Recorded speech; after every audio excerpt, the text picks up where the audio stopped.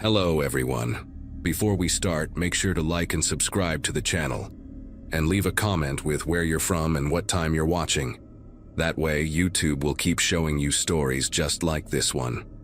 Now, let's begin. The drive from Madison to Milwaukee usually takes about an hour and 20 minutes, but on Thanksgiving night, the empty interstate stretched ahead like a black ribbon under the November moon. My graduation from nursing school in 2008 meant I'd been making this exact trip for over a decade now, always promising Mom I'd text when I got home safe. That night, stomach still full of turkey and green bean casserole, I had the heat cranked up and some true crime podcast playing through the speakers. The host was describing how predators often work in pairs when my headlights caught something moving near the tree line. At first I thought it was just a deer. Wisconsin has millions of them. But then I saw it was smaller, walking weird, favoring one side like it was hurt bad. I pulled over about 30 feet ahead of where I'd seen it, leaving the engine running because something deep in my gut told me to keep the car ready. When I cracked my door open, the dome light illuminated the shoulder, and there it was. This medium-sized dog, maybe 40 pounds, brown and white patches, dragging its back left leg. Poor thing looked like it had been clipped by a car. Not bad enough to be dying, but definitely needing help. The way it whimpered when it tried to walk made my nurse instincts kick in hard. I grabbed the blanket from my back seat, the one I keep for emergencies, thinking I could wrap it up and get it to the emergency vet clinic near my apartment. The dog stayed about 15 feet away, not running but not coming closer either, just standing there shaking in the cold Wisconsin air. That's when I heard the other car approaching behind me, which wasn't unusual, except it slowed down and stopped maybe 20 feet back. No headlights though, which struck me as strange because the highway was dark as hell that night, just their parking lights glowing amber. I figured maybe they saw my hazards and thought I needed help. Happens all the time on these rural stretches. But then, both doors opened at the exact same time, synchronized like they'd practiced it, and two people got out. In my side mirror, I could only make out their shapes against the faint light from their car interior before they shut the doors. One was definitely bigger, broader shoulders, and they both moved with this purposeful walk that made every alarm bell in my head start ringing. "Buster, there you are, buddy," the smaller one called out, voice carrying clear in the still night air. But something about the tone was all wrong, too rehearsed like reading from a script. The dog didn't react at all, didn't turn its head, didn't wag its tail, nothing. Just kept looking at me with those pain-filled eyes. The bigger one started making kissing sounds, the kind you'd make to call your pet, but he was walking toward my car, not toward the dog. My hand was still on the door handle, half in and half out of the driver's seat, when the smaller one said something that made my whole body go rigid. "Ma'am, could you help us grab him? He doesn't trust strangers, but if you're already out of your car." The dog was between us and them, but neither of them was looking at it. They were both looking at me. Every self-defense class I'd ever taken, every warning my dad had drilled into me since I was 16, it all crystallized in that moment. I yanked my leg back into the car so fast I knocked my knee against the steering column, slammed the door, and hit the lock button. The bigger one broke into a run the second my door closed, and I mean full sprint, covering the distance to my car in seconds. His fist hit my window hard enough that I thought it might crack, and his face pressed against the glass, mouth moving, saying something I couldn't hear over my own screaming. My transmission was still in park, and my fingers felt thick and clumsy as I fumbled for the gear shift. The smaller one had circled around to the passenger side, trying the handle, then pounding on that window too, and between their bodies blocking my mirrors, I couldn't see anything behind me to reverse safely. The dog just stood there through all of this, hadn't moved an inch despite the chaos, and that detail hit me even through my panic. A real injured dog would have bolted or at least reacted to two people running and yelling. I threw the car in drive instead of reverse, flooring it forward, tires squealing on the asphalt. In my rearview mirror, illuminated red by my taillights, I saw them running back to their car, and that's when I noticed they'd left both doors open the whole time, ready for a quick pursuit. My speedometer hit 80 before I even realized it, taking the curves of that dark highway way too fast. But I didn't slow down until I saw the lights of a gas station about 3 miles ahead. My phone was in the cup holder and I grabbed it at a red light, calling 911 with fingers that wouldn't stop trembling. The operator kept me on the line while I pulled into the gas station, parking right in front of the doors where the cameras and lights were. I gave her the mile marker, described the car as best I could. Dark sedan, maybe a Chrysler or Dodge, no front plate that I could see. The two people, one about 6 feet, heavy build, wearing what looked like a baseball cap, the other shorter, thinner, both in dark clothes. While I was talking, a highway patrol officer arrived at the gas station, apparently already in the area, and he took my full statement right there in the parking lot. He radioed for another unit to check that stretch of highway, then looked me straight in the eye and said something that made me want to throw up. "You did the right thing driving off." We've had 2 reports this month of a similar setup. Same area, fake injured animal near the forest.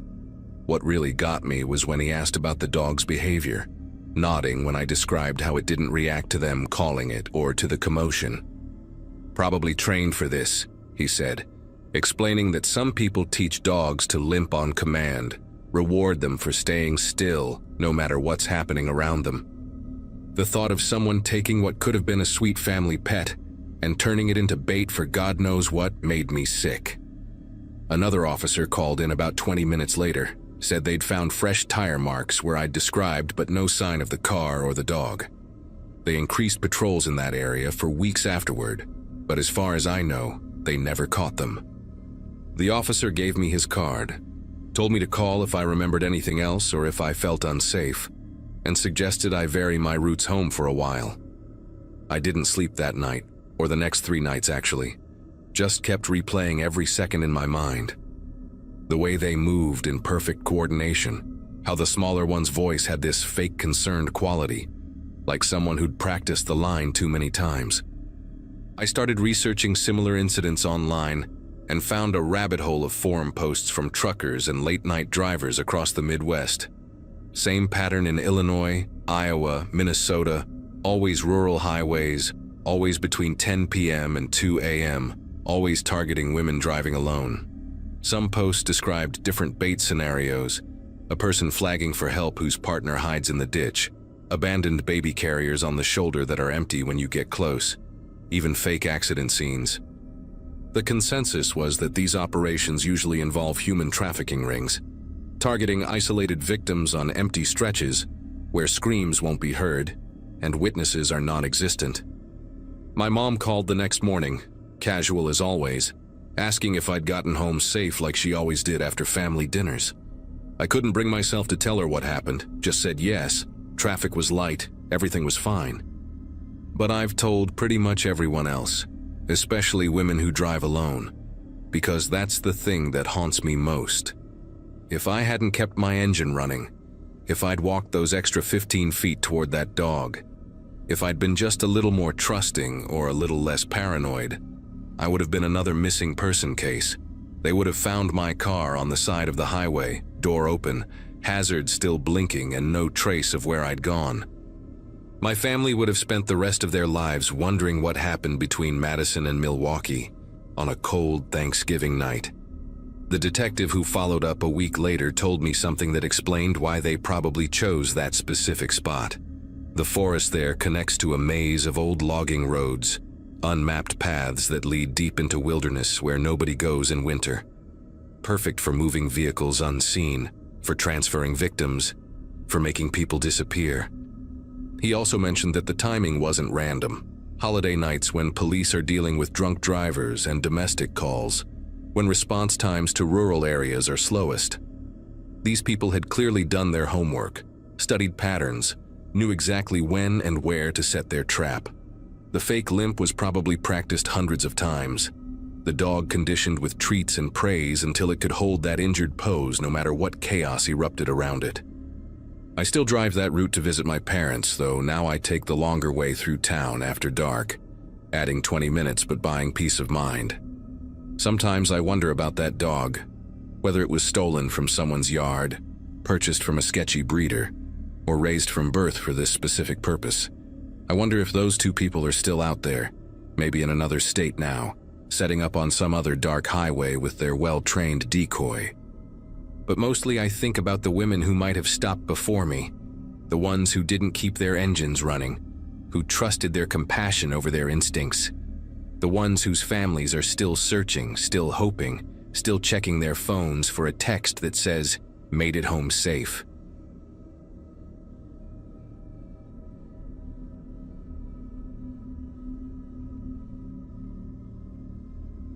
Denver gets quiet when it snows, and that November night was no exception as I walked Cooper through the empty streets near my apartment.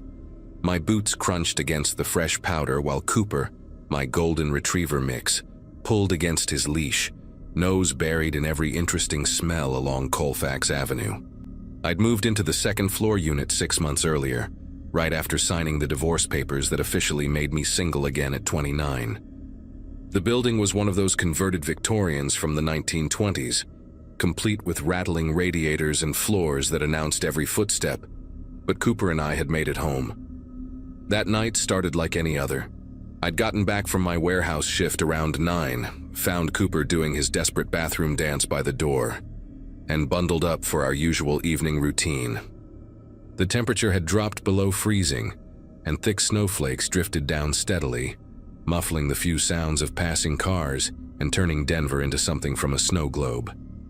We made our way past the dumpsters behind the building, Cooper taking his time despite my constant shivering, and I remember noticing how untouched everything looked, like nature had thrown a white blanket over the whole neighborhood. After Cooper finished marking his usual spots, we circled back to the front entrance, passing the old fire escape that clung to the side of our building like a skeleton. Snow had accumulated on every step and platform, creating perfect, undisturbed layers that must have been building up for hours. Something caught my eye as I glanced up at my living room window on the second floor. The curtains I always kept closed were parted slightly in the middle, creating a narrow gap where warm light spilled out into the darkness. Strange, I thought, but figured the old radiator must have kicked on and created enough air movement to shift the fabric. Cooper raced up the interior stairwell ahead of me, leaving wet paw prints on the threadbare carpet, while I trudged behind him, feeling every hour of my shift in my lower back. As we approached apartment 2B, I could hear my TV through the door, but something was different about the sound. I distinctly remembered leaving it on ESPN for the Lakers game, but now I was hearing what sounded like a weather report, that droning meteorologist voice talking about storm systems and weekend forecasts. I unlocked the door and Cooper burst inside, immediately heading for his water bowl in the kitchen while I stood in the doorway, staring at the TV. The local news was on, showing some reporter standing in the snow downtown. But I knew for certain I'd been watching basketball before we left. The remote sat on the coffee table exactly where I'd left it, and for a second I wondered if maybe the cable had glitched or the game had ended early. I kicked off my wet boots, hung Cooper's leash on the hook, and walked over to grab the remote, switching back to ESPN where the game was still going, fourth quarter with 5 minutes left. My apartment wasn't much, just a basic one-bedroom with a living room that opened to a tiny kitchen. But I'd gotten used to every sound it made, every way the floorboards creaked, and something felt different that night. The air seemed warmer than it should have been, like the heat had been running longer than the 20 minutes we'd been gone. And there was this smell I couldn't quite place, something like wet wool mixed with stale cigarette smoke. Cooper had finished drinking and was now sniffing around near the coat closet by the front door, his tail low and his body tense in that way dogs get when they sense something wrong. I walked over to pull him away, figuring maybe a mouse had gotten in through the walls again when I heard it. A cough. Not loud, kind of muffled and quick, like someone trying to hold it in, and it came from inside the closet. Every muscle in my body locked up, that primitive freeze response when your brain realizes danger before you fully process what's happening. Cooper started growling, this low rumble I'd never heard from him before, his fur standing up along his spine as he faced the closet door. The blood was pounding so hard in my ears I could barely think straight, but I managed to grab Cooper's collar and slowly back toward my bedroom, trying to remember if I'd left my phone in there, or if it was still in my jacket pocket. The closet door was one of those old accordion-style ones that never quite closed right, and through the gap at the bottom, I could see the shadow of feet. Work boots, from what I could tell, sized way bigger than mine, with snow still melting off them, creating small puddles on my hardwood floor. My brain went into this weird overdrive mode, simultaneously screaming at me to run, while also cataloging stupid details like how those puddles were going to warp the wood if they sat there too long. Cooper's growling got louder, more aggressive, and whoever was in that closet shifted their weight, making the door rattle slightly on its track. I kept backing up, pulling Cooper with me, when my hip hit the corner of the kitchen counter and knocked over the ceramic bowl where I kept my keys, sending it crashing to the floor. The sound was like a gunshot in the tense silence, and immediately I heard movement from the closet, fast and deliberate, like someone preparing to come out. Without thinking, I yanked Cooper into my bedroom and slammed the door, turning the pathetic little push-button lock that wouldn't stop anyone determined to get in. My hands were trembling so bad I could barely pull my phone from my jacket pocket, nearly dropping it twice before managing to dial 911. While the phone rang, I pressed my ear against the bedroom door and heard heavy footsteps moving through my apartment, not trying to be quiet anymore, just walking around like they owned the place. The dispatcher answered, and I whispered as clearly as I could that someone had broken into my apartment and was still there, giving my address on Colfax Avenue twice because I was so panicked I wasn't sure if I was making sense. She told me units were on the way, to stay where I was, stay on the line, but all I could focus on was the sound of my kitchen drawers being opened, the metallic sliding noise they made, and knowing exactly which drawer held my kitchen knives. The footsteps moved from the kitchen toward the hallway that led to my bedroom, slow and deliberate, and I could hear this raspy breathing that wasn't mine or Cooper's. I grabbed the baseball bat I kept beside my bed, a leftover from my softball league days, and positioned myself between Cooper and the door, trying to control my own breathing so I could hear better. The dispatcher kept asking me questions, but I could barely process them, just kept whispering that he was getting closer. "Please hurry, he's right outside my door now." Then the footsteps stopped, and for maybe 10 seconds that felt like hours. There was complete silence except for Cooper's low, continuous growl, and my heart hammering against my ribs. The doorknob rattled just once, a testing kind of turn to see if it was locked, and then I heard him laugh, this quiet, raspy chuckle that made my whole body go cold. Not angry or frustrated, just amused, like this was all some kind of game to him. I heard him walk back down the hallway, and then came sounds I'll never forget. My couch cushions being moved, papers rustling, drawers opening and closing in my living room desk. He was searching for something, or maybe just going through my things because he could, because he'd been in my space while I was gone, and now felt entitled to it. The dispatcher said police were 3 minutes out, but 3 minutes feels like a lifetime when there's only a thin door and a useless lock between you and someone who broke into your home. Through the bedroom window, I could see the snow still falling steadily, the fire escape outside covered in white, just like I'd seen it from the ground, except now I realized those perfect, undisturbed layers I'd noticed earlier had been a lie. He must have brushed the snow back into place after climbing up, covering his tracks, which meant he'd put thought into this, planned it, watched me leave with Cooper before making his move. Suddenly I heard sirens in the distance getting louder, and the sounds from my living room stopped immediately. Fast footsteps crossed my apartment, and I heard my front door slam open so hard it hit the wall. I stayed frozen in place, bat still raised, Cooper pressed against my legs, listening to those heavy boots running down the interior stairs. The dispatcher was saying something, but I couldn't focus on her words. Just waited until the sirens were right outside my building before I finally unlocked my bedroom door with shaking fingers. My apartment looked like a tornado had gone through it. Every drawer pulled out, cushions thrown around, papers scattered across the floor. The closet door hung open, and inside I could see where he'd pushed aside my coats to hide, the hangers still swaying slightly.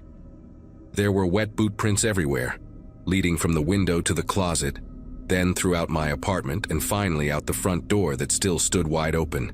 2 cops showed up first, both younger guys who seemed almost as nervous as I was, followed by an older detective who took one look at the scene and immediately called for the crime scene unit.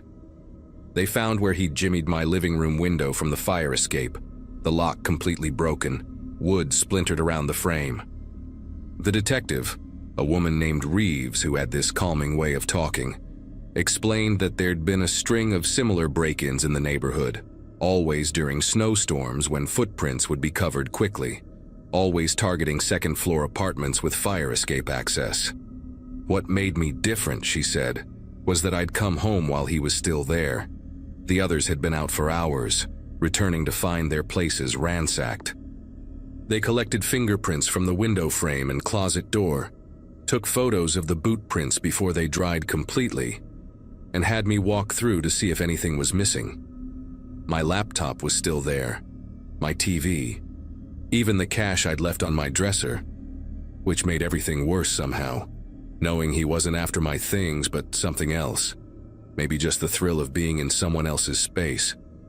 Detective Reeves found something I hadn't noticed in my panic, a half-eaten sandwich on my kitchen counter, made with my bread, my turkey, my mustard, with a bite taken out of it like he'd been having a casual lunch. Next to it was an open beer from my fridge, mostly empty, condensation still beading on the bottle. The violation of it hit me harder than the ransacked drawers.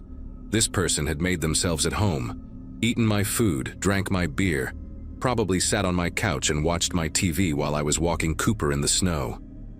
She bagged everything for evidence and mentioned they'd found similar scenes at other break-ins, the intruder always helping himself to food, always leaving that signature half-eaten meal behind like some kind of calling card. Cooper hadn't left my side since the police arrived, pressing against my legs whenever anyone moved too suddenly, and I knew he'd sensed the danger before I had, tried to warn me with his body language that something was wrong with that closet. They caught him 5 days later, trying the same thing 3 blocks away at another Victorian conversion. The homeowner had installed a security camera after hearing about the break-ins, and it caught him clear as day, climbing the fire escape during another snowstorm.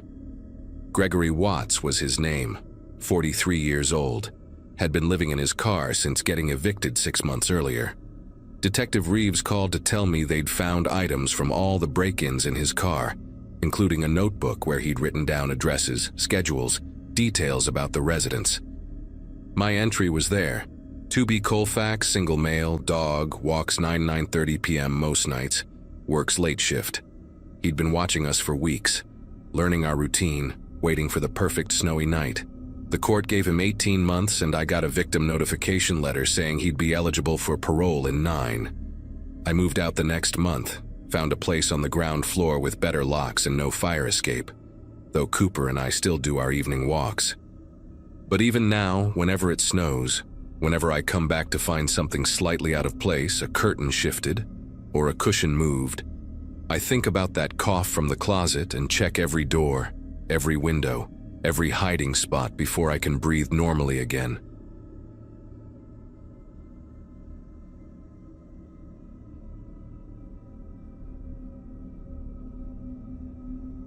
The week after Halloween always feels strange in our neighborhood, like the whole street is recovering from a sugar hangover, and that Monday in 2018 was no different. I'd just gotten my daughter Chloe to bed around 8:30, which was a miracle considering she was still wired from all the leftover candy I'd stupidly let her have after dinner. Being 33 with a 6-year-old meant most of my evenings looked exactly like this one. Kitchen cleanup, lunch prep for tomorrow, and if I was lucky, maybe 45 minutes of whatever show I was binging before passing out on the couch. We lived in this little ranch-style house just outside Jefferson City. Nothing fancy, but it had a good school district and a big backyard where Chloe could play. The divorce had been finalized that spring, and honestly, those first few months of just the two of us had been harder than I'd expected. But by November, we'd found our rhythm. Around 9:30, right as I was folding the last of Chloe's school uniforms, the doorbell rang. Now, nobody ever came to our door that late on a Monday, especially not in early November when it got dark by 6 and the temperature dropped into the 40s. Through the peephole, I could see two figures in dark hoodies standing on my porch, both probably teenagers from their height and build, though I couldn't make out their faces with the hoods up. They were whispering to each other and giggling, that nervous kind of laugh kids do when they're pulling a prank. I figured they were doing some late trick-or-treating dare, or maybe had lost a bet with their friends. Without opening the door, I flicked the porch light on and off twice, my universal signal for nobody's buying what you're selling, and watched through the side window as they looked at each other, laughed harder, then jogged down my driveway and disappeared into the darkness of the street. I went back to the laundry, but something kept nagging at me about the whole thing. Maybe it was how they'd stood there. Not quite right, like when you see someone in a play trying too hard to act natural. The taller one had kept his head tilted down the entire time, and the shorter one's giggle had this weird rhythm to it, almost mechanical, like he was forcing it out at regular intervals. But I brushed it off because, honestly, teenagers are weird, and after teaching 3rd grade for 5 years before having Chloe, I'd seen kids do stranger things for attention. I made myself a cup of chamomile tea, checked that the front door was locked, twice actually, and settled into the living room with my laptop to finish some lesson plans for my online tutoring students. 10 minutes later, I heard it. A soft tapping on glass, deliberate and spaced out perfectly. Tap, tap, tap, pause, tap, tap, tap, pause. The sound was coming from the back of the house, from the sliding glass door that opened onto our deck. My whole body went rigid in that awful way where you want to move but can't quite get your muscles to cooperate. The tapping continued, patient and steady, and I could picture someone standing out there in the darkness of my backyard, knuckles against the glass, waiting. The motion sensor light back there had been broken since September. I'd been meaning to fix it but kept putting it off, so whoever was out there was doing this in complete darkness.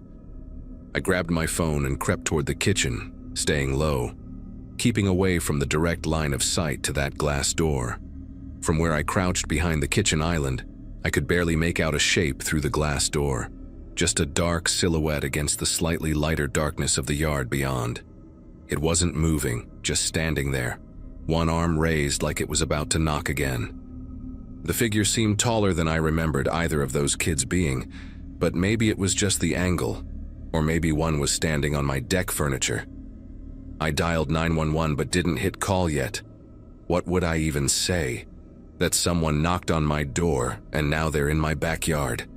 The tapping started again, but this time it was different, lower on the door, like whoever was out there had knelt down or bent over. Then I heard something that made my chest tighten.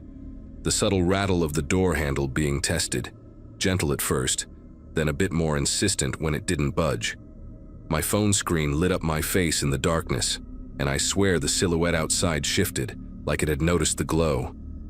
I held my breath and watched as the shape moved sideways along the glass, disappearing from view, and for maybe 20 seconds, there was nothing, just the hum of the refrigerator and my own heartbeat pounding in my ears. Then came a scraping sound from the other side of the house, metal on wood, and I realized with horrible clarity what was happening. They were checking the windows.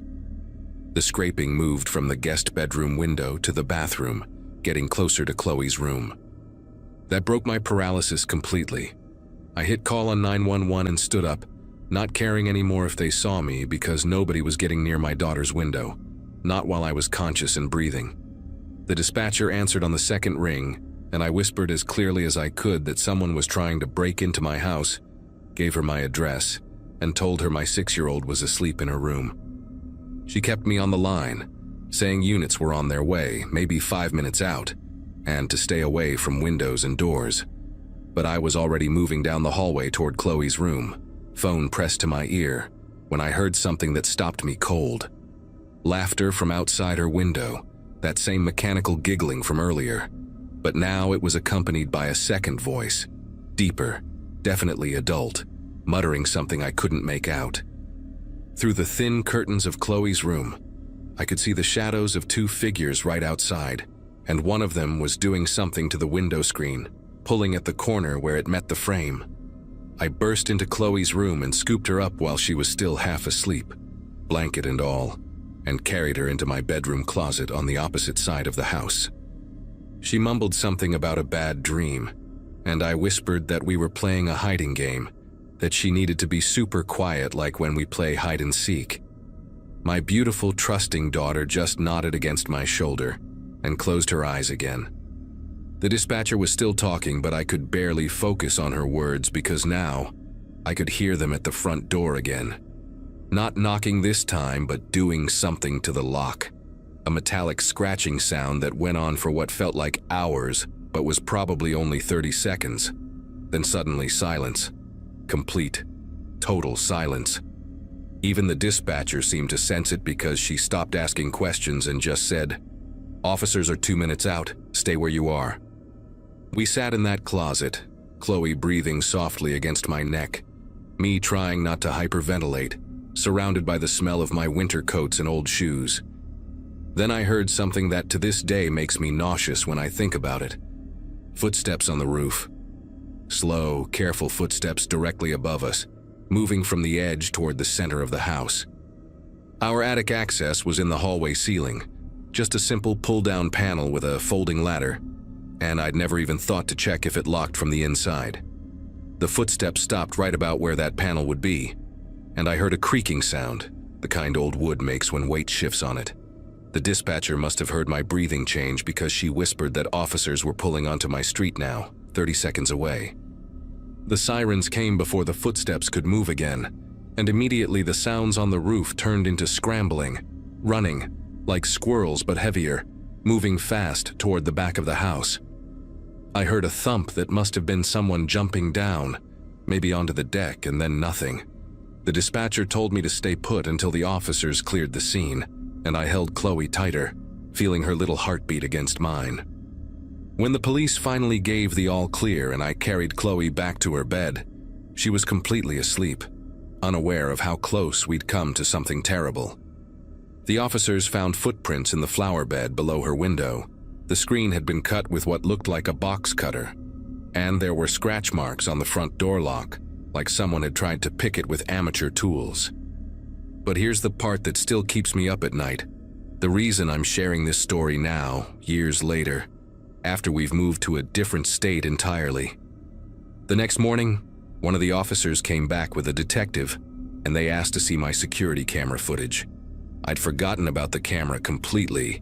My ex had installed this cheap wireless one by the front door the previous year, and honestly, I rarely checked it. We pulled up the app on my phone and scrolled back to the night before, and what we saw made the detective immediately call for additional units. The first person at my door, the shorter one I'd thought was a teenager, was wearing what looked like a rubber Halloween mask, one of those old man ones with wrinkled skin and wispy gray hair. But it was the taller figure that made everyone in the room go quiet. It was definitely an adult man, probably in his 40s, wearing a teenager's face mask, the kind that just covers the front of your face with elastic bands. The video showed him pulling something from his pocket while the other one rang the doorbell. It was a roll of duct tape. The detective told me they'd been tracking similar attempts in 3 other neighborhoods around Jefferson City that week, always targeting single mothers, always using the same method of sending the masked decoy to the front while the man tried to find another way in. They caught them 2 days later trying the same thing at a house in Fulton, about 20 miles away. The man turned out to be a registered sex offender from Arkansas who'd been violating his parole, and his accomplice was his 19-year-old nephew who he'd convinced to help him. When they searched the man's van, they found zip ties, tape, rope, and a journal with addresses and notes about the routines of different women and their children. My address was in there, along with notes about what time I usually turned off the lights when I left for work, and that I had a young daughter who went to Riverside Elementary. They'd been watching us for at least 2 weeks before that night. I testified at the trial, and he got 25 years. We moved the following summer, and even now, whenever someone knocks on my door after dark, even when I'm expecting them, I check every window and door twice before I go to bed.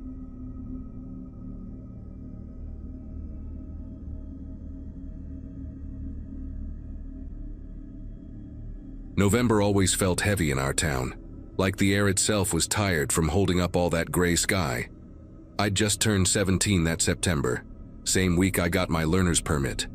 And everything about that fall felt like waiting for something to start. My best friends Garrett and Jenna lived on the same cul-de-sac as me, had since we were in elementary school, and we did everything together.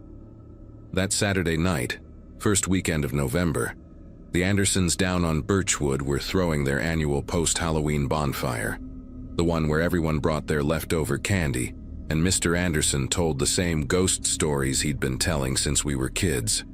We went every year, mostly for the tradition now, watching the younger kids jump at the scary parts while we roasted marshmallows and talked about college applications. The fire was dying down around 11 when we decided to walk home, taking the long way through the neighborhood, because none of us wanted the night to end yet.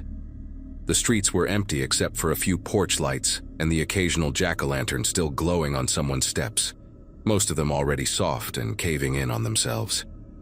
Garrett was doing his terrible impression of Mr. Anderson's voice, making Jenna laugh so hard she had to stop walking, and I remember thinking how perfect everything felt, how these were the moments I'd miss next year when we were all at different schools.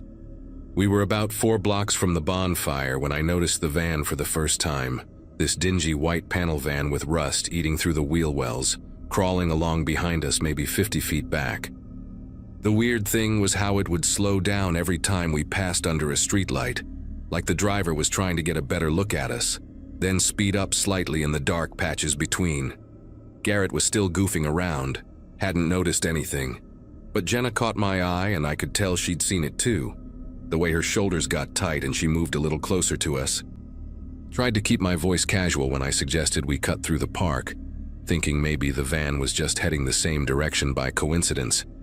But when we turned onto Sycamore, the van turned too, keeping that same creepy distance. The engine made this low rumbling sound, not quite healthy, like something was loose under the hood, and I could hear it getting louder and softer as the driver played with the gas pedal. Jenna grabbed my arm then, her fingers digging in through my jacket, and whispered that we should call someone.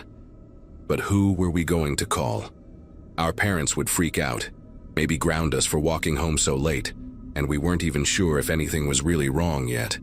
The van had tinted windows in the back, completely dark, and the front windshield reflected the streetlights in a way that made it impossible to see who was driving. Garrett finally caught on that something was happening, stopped his joking mid-sentence when he turned and saw the van rolling along behind us. No headlights on now, just these dim orange running lights that made it look like some kind of predator with glowing eyes. We started walking faster without really discussing it, our sneakers scuffing against the sidewalk in this awkward rhythm as we tried not to run but couldn't help speeding up. The van sped up too, engine growling louder, and then did something that made my whole body go rigid with fear. It pulled ahead of us suddenly, maybe 100 feet, and turned into a driveway on the right side of the street, killing all its lights completely. The house it had pulled into was dark, no cars in the driveway except for the van now, and I knew the family that lived there, the Carters, had gone to Florida for a week because their daughter was in my chemistry class, and she'd been complaining about missing the bonfire. The van just sat there in the shadows next to their garage, engine ticking as it cooled, waiting for us to walk past. We stopped dead in the middle of the sidewalk, the 3 of us breathing hard even though we hadn't been running yet, and I could hear Jenna's teeth chattering even though it wasn't that cold. Garrett suggested we cross the street and go back the way we came, but before we could move, the van's reverse lights flashed on, these harsh white rectangles in the darkness, and it started backing out of the driveway, slow and deliberate. The driver had turned the engine back on but kept the headlights off, and the van was rolling backward down the street toward us, weaving slightly like the driver was watching us in the side mirror instead of looking where they were going. That's when we ran, all 3 of us at the same time, no discussion needed, just pure instinct taking over. We cut hard left through someone's yard, my foot catching on a garden hose and nearly sending me face first into their lawn gnome collection, Jenna pulling me up by my elbow as we scrambled between 2 houses. Behind us, I could hear the van's engine roar as it accelerated, tires squealing as it tried to turn around in the narrow street, and then the sound of a car door slamming that sent ice through my veins. We burst into the backyard of a house I didn't recognize, motion sensor floods blazing to life and lighting us up like we were on stage. And Garrett was already pulling out his phone, his hands fumbling with the passcode. The backyard connected to another street through a gap in the fence, and we squeezed through. Splinters from the old wood catching on our clothes, ripping Jenna's jacket sleeve. I could taste copper in my mouth from running so hard, and my legs felt disconnected from my body, like they belonged to someone else who just happened to be carrying me along. We were on Oakmont now, at least 6 blocks from where the van had been, and Garrett finally got through to 911, practically shouting our location into the phone while we crouched behind someone's SUV. The operator kept asking him to slow down, to explain what was happening. But how could we explain something that sounded so paranoid when you said it out loud? A van was following us. The driver turned around to chase us. We were hiding now behind a random car, praying the van wouldn't cruise down this street next. The police showed up faster than I expected. 2 cruisers with their lights on but no sirens, and the officers separated us to get our stories while we stood there in the middle of Oakmont, looking like we'd been through a hurricane. My officer, this older guy with a thick gray mustache who introduced himself as Officer Brennan, actually believed us right away, didn't give us any grief about being out late or suggest we were imagining things. He radioed the description of the van to other units, then drove us around the neighborhood in the back of his cruiser, asking us to point out exactly where everything had happened. When we got to the Carter house where the van had pulled in, there were fresh tire marks in the driveway, deep grooves in the gravel where it had reversed hard, and Officer Brennan took photos with his phone, measured the wheelbase with a tape measure from his trunk. He said something into his radio about checking camera footage from the ATM at the bank on Sycamore, which would have captured any vehicle passing that intersection. About an hour later, while we were sitting in the police station waiting for our parents and drinking hot chocolate that tasted like chalk, Officer Brennan came back with this expression on his face that made my chest tighten all over again. They'd found the van, he said, abandoned in the parking lot of Westfield Middle School, still warm, driver's door hanging open. The weird part was what they found inside. 3 rolls of duct tape, a box of zip ties, and a notebook with addresses written in it, including several houses in our neighborhood with the days and times written next to them. The Carter house was on the list with "out of town" written beside it, and there were notes about 3 targets, with descriptions that matched me, Garrett, and Jenna pretty well, down to Jenna's purple backpack and Garrett's varsity jacket. The van had been reported stolen from a plumbing company 2 towns over 3 days earlier, and they never found who'd been driving it that night, despite pulling prints and checking every security camera they could find. Our parents went into full protective mode after that, driving us everywhere for weeks, installing new security systems, organizing neighborhood watch meetings that packed the community center. The detective assigned to our case, a woman named Diane Lawson who wore these thick-rimmed glasses and always had a coffee stain somewhere on her shirt, told us we'd likely been watched for days, maybe weeks, that whoever was in that van had been planning something specific. She showed us footage from the bank ATM that caught the van passing by earlier that evening, before the bonfire even started, just circling the neighborhood in slow loops. You could make out a figure in the driver's seat, baseball cap pulled low, but the quality was too grainy to get any real details. The notebook had our routines written down: when we walked to school, when we stayed after for clubs, when we typically hung out at the park on weekends, and Detective Lawson said we were lucky we'd varied our pattern that night by going to the bonfire. The middle school where they found the van had security cameras too, but whoever ditched it there knew exactly where the blind spots were, parking in the one corner where 3 broken cameras created a perfect dead zone. The only glimpse they got was a figure in dark clothes walking quickly away from the van, heading toward the tree line at the back of the school property. And by the time the K-9 unit arrived, the trail had gone cold at the creek that ran behind the playground. What haunted me most were the small details the detective mentioned almost offhandedly.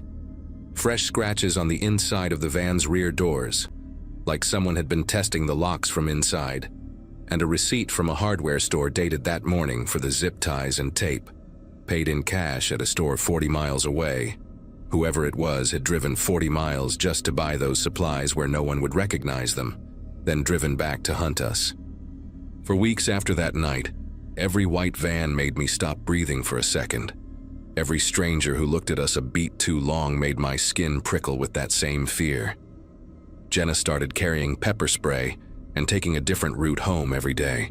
Never the same pattern twice. And Garrett's older brother started picking him up from school in his pickup truck, wouldn't let him walk anywhere alone. The police increased patrols in our neighborhood, and for about a month there was always a cruiser parked near the school, or doing slow loops through our streets. But eventually, things went back to normal, at least on the surface. Detective Lawson called us in December to say they'd connected our case to 2 similar incidents in neighboring counties. Same pattern with the white van and the notebook. But those kids hadn't been as lucky as us, hadn't run fast enough, though she wouldn't give us details about what had happened to them. The case never got solved, at least not while we were still in high school, and by the time I left for college the following year, it had become just another unsolved mystery in the filing cabinets at the police station. Sometimes I Google it, looking for updates or similar cases, wondering if whoever was in that van that night ever got caught somewhere else, but I never find anything definitive. What I can't forget is that moment when the van reversed toward us in the dark, how deliberate it was, how patient they'd been watching us for weeks, learning our habits and waiting for the perfect opportunity. Jenna, Garrett, and I are still close, even though we're spread across different states now. And every November when we text each other around the anniversary, none of us mentions it directly, but we all know what we're really checking on, making sure we're all still okay, still here, still running faster than whatever was chasing us that night.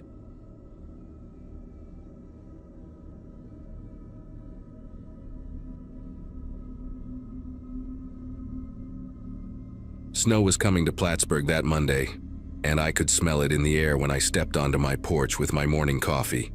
After 26 years of marriage to Nathan, I'd gotten pretty good at reading warning signs, though apparently not good enough to avoid the October divorce that left me starting over in a duplex that smelled like old wood and whatever the previous tenant had been cooking for the past decade.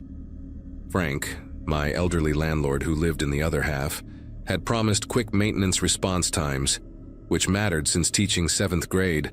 Math didn't leave me much energy for home repairs. The place had its charm, though, with original hardwood floors and tall windows that actually opened, unlike the sealed disasters in most modern apartments. I'd been there exactly 9 days, still discovering which floorboards creaked and which light switches controlled what. That morning started like the others since I'd moved in, except for the weather forecast promising 6 to 8 inches by nightfall. I stood in my living room, watching the sky turn that sick yellow color that precedes every upstate storm, when I heard this weird scraping noise from below. Real faint, almost like fingernails on concrete, but steady and deliberate. I got down on the floor, pressed my ear against the cold wood and listened. The sound went on for maybe 10 seconds, paused, then started again. The heating had just kicked on, so I figured it was probably the old pipes doing their thing, or maybe Frank was organizing something in our shared basement. He'd mentioned he kept holiday decorations down there.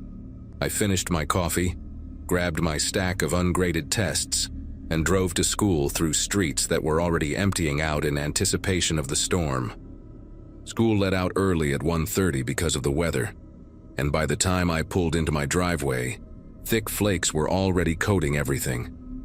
Frank's car was gone, which wasn't unusual since he mentioned he spent Mondays at his daughter's place in Malone, about an hour west. I brought in an armload of firewood from the covered pile out back, thinking I'd grade papers by the fireplace and enjoy my first real snow day in the new place. But when I walked through the front door, I noticed something immediately wrong. My living room rug, this cheap burgundy thing I'd bought at Target the previous week, was pushed up at one corner, like someone had tripped over it. I specifically remembered straightening it that morning after catching my toe on the edge, and there was this smell, really subtle but definitely there, like unwashed clothes mixed with something else I couldn't identify. The scraping sound started again while I was standing there with my arms full of firewood, and this time it was louder, more insistent. It was definitely coming from directly beneath the living room, right under where I was standing. I dropped the wood on the couch and went to the basement door in the kitchen, flipping on the light switch at the top of the stairs. The single bulb down there barely illuminated anything beyond the wooden steps. I called out, asking if Frank was down there, even though I knew his car was gone. No response, but the scraping stopped immediately, like whatever was making the noise had heard me. I stood there at the top of those stairs for probably a full minute, listening to nothing but my own breathing and the tick of snow hitting the kitchen windows. Every instinct told me not to go down there alone, but I kept thinking about how Frank would react if I called him at his daughter's house over what was probably just a raccoon or some pipes that needed adjusting. I grabbed a flashlight from the junk drawer and made my way down, each step creaking under my weight. The basement was exactly what you'd expect from a house this old. Stone foundation walls, exposed ceiling joists covered in cobwebs, and that damp earth smell that never quite goes away. Frank's half was sectioned off with a piece of plywood, and there were a few cardboard boxes labeled Xmas and Easter stacked against the divider. My side was mostly empty except for the furnace, water heater, and some old shelving units the previous tenant had left behind. I swept the flashlight beam across the floor, looking for any signs of animals or water damage that might explain the noise. That's when I noticed the coal chute door in the far corner, something I hadn't even known existed until that moment. These old houses used to get coal deliveries straight into the basement, and most people just sealed them up decades ago when they converted to gas or oil heat. But this one wasn't sealed anymore. The metal door, maybe 2 feet by 2 feet, was hanging open about 6 inches, and there were fresh scratch marks on the concrete floor leading from it toward the center of the basement. I walked closer, my flashlight beam shaking slightly, and that's when the smell hit me full force. Body odor, stale food, and something sickly sweet like overripe fruit. I pulled the door open wider and aimed my light inside. There was a blue sleeping bag, one of those cheap Coleman ones you can get at any sporting goods store, spread out in the crawl space beyond the chute. Empty Chef Boyardee cans were stacked neatly against one wall, along with water bottles, some still half full. But the thing that made my chest go tight was the phone charger plugged into my outlet, the cord snaking back through the opening to a spot I couldn't see. Someone had been living in my basement, probably had been there before I even moved in, and they were still coming and going through that old coal chute that opened up near the bushes on the side of my house. I backed away from the coal chute so fast I knocked over one of the empty shelving units, the metal crash echoing through the basement. My phone was upstairs, and suddenly that seemed like the stupidest thing in the world, coming down here without it. Turned to run back up the stairs and saw something that made me stop cold. There were footprints in the dust on the concrete floor, fresh ones that weren't mine, leading from the coal chute to the stairs. Not just one set either, but multiple tracks going back and forth, some of them made by bare feet. The most recent ones, still sharp and clear in the dust, went right up to the basement door I'd just come through. This person, whoever they were, had been walking through my kitchen, my living room, probably standing right behind me while I slept on the couch that first week after moving in, too exhausted to make it to my bedroom. I ran up those stairs faster than I'd moved in years, slammed the basement door behind me, and dragged a kitchen chair under the doorknob. My phone was on the counter, and I called 911 with fingers that wouldn't stop trembling. While I waited for the police, I stood at my front window watching the snow pile up, wondering if whoever had been living beneath my floors was out there somewhere, watching me back. The dispatcher stayed on the line, asking me questions I could barely answer because I kept thinking about all those nights I'd heard the house settling, all those mornings I'd found things slightly out of place and blamed my post-divorce brain fog. The woman on the phone kept telling me to stay calm, that officers were on their way, but the snow was coming down harder now and I knew the roads would slow them down. 20 minutes, she said, maybe 30 with the weather. I moved every piece of furniture I could lift in front of the basement door, creating a barricade that would at least make noise if someone tried to come through. The wait felt like hours, but it was probably only 15 minutes before I heard something that made my whole body go rigid. The scraping sound again, but this time it wasn't coming from below. It was coming from outside, near the living room window, like metal against wood. I crept to the window, staying low, and peeked through the blinds. There was a man out there, skinny and hunched over, wearing a filthy green army jacket that was way too big for him. He had stringy gray hair that hung past his shoulders, and a beard that looked like it hadn't been trimmed in months. He was using something, maybe a screwdriver or a knife, trying to pry open my window from the outside. The snow was coming down so thick I could barely make out his features, but I could see his lips moving like he was talking to himself, and his breath came out in quick white puffs that disappeared into the storm. When he looked up, maybe sensing me watching, his eyes met mine through the gap in the blinds, and they were the palest blue I'd ever seen, almost white, like a husky dog's eyes. He didn't run when he saw me. He just stood there, still gripping whatever tool he'd been using, snow accumulating on his shoulders and in his tangled hair. Then he smiled, not a normal smile, but something that showed too many teeth, yellowed and broken, and he pressed his face right up against the glass. I could see dirt caked under his fingernails as he tapped on the window, 3 soft knocks like he was visiting a friend. The dispatcher was asking what was happening, but I couldn't form words. The man outside tilted his head, studying me like I was something fascinating he'd discovered, and then he spoke loud enough for me to hear through the glass. He said my name, my actual first name, clear as day.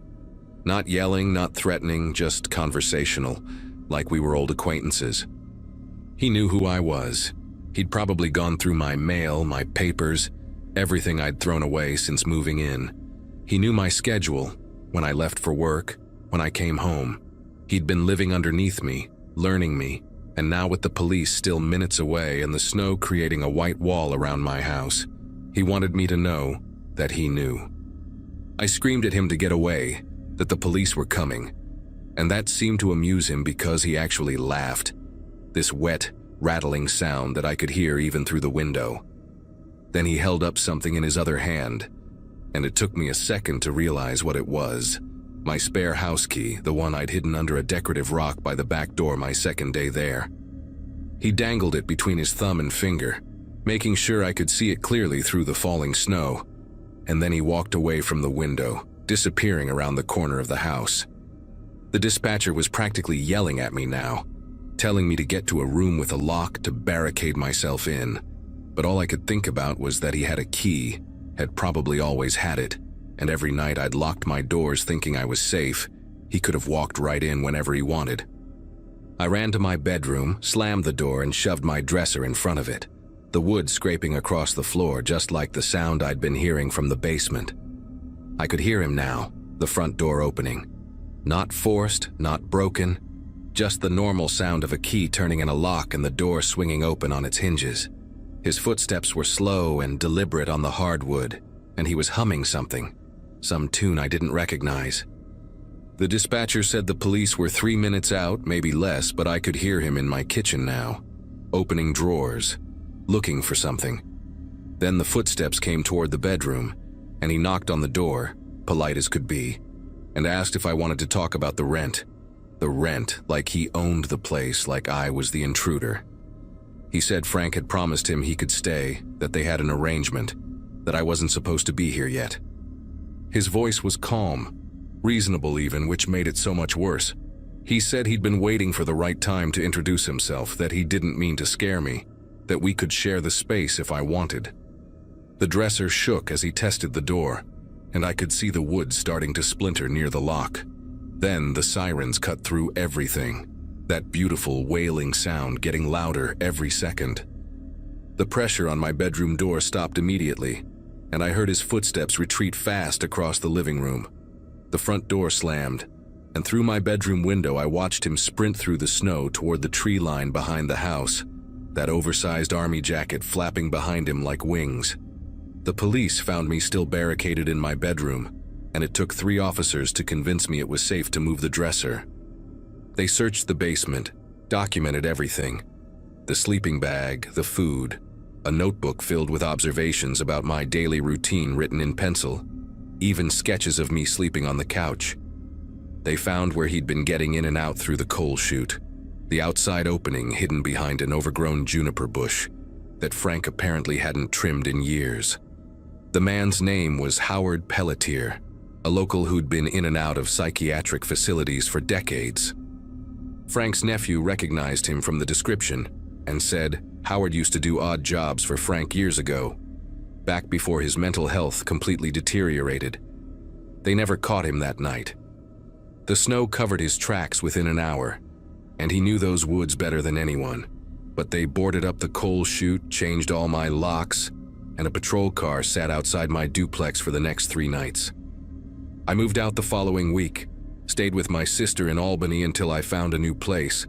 This time a modern apartment on the 3rd floor with proper locks and a security system.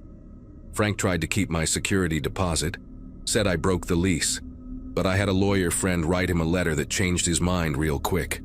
I heard from another teacher months later that Howard turned up at a homeless shelter in Burlington when the weather got bad in January. The police arrested him there, and he went back to a psychiatric facility, though for how long I never found out. I still teach at the same school, still grade papers in the evening, but now I live in a place where every sound has an explanation, where footsteps belong to neighbors I know by name, and where the only thing under my floor is another apartment with a young couple who play their music too loud on weekends. And that's fine by me.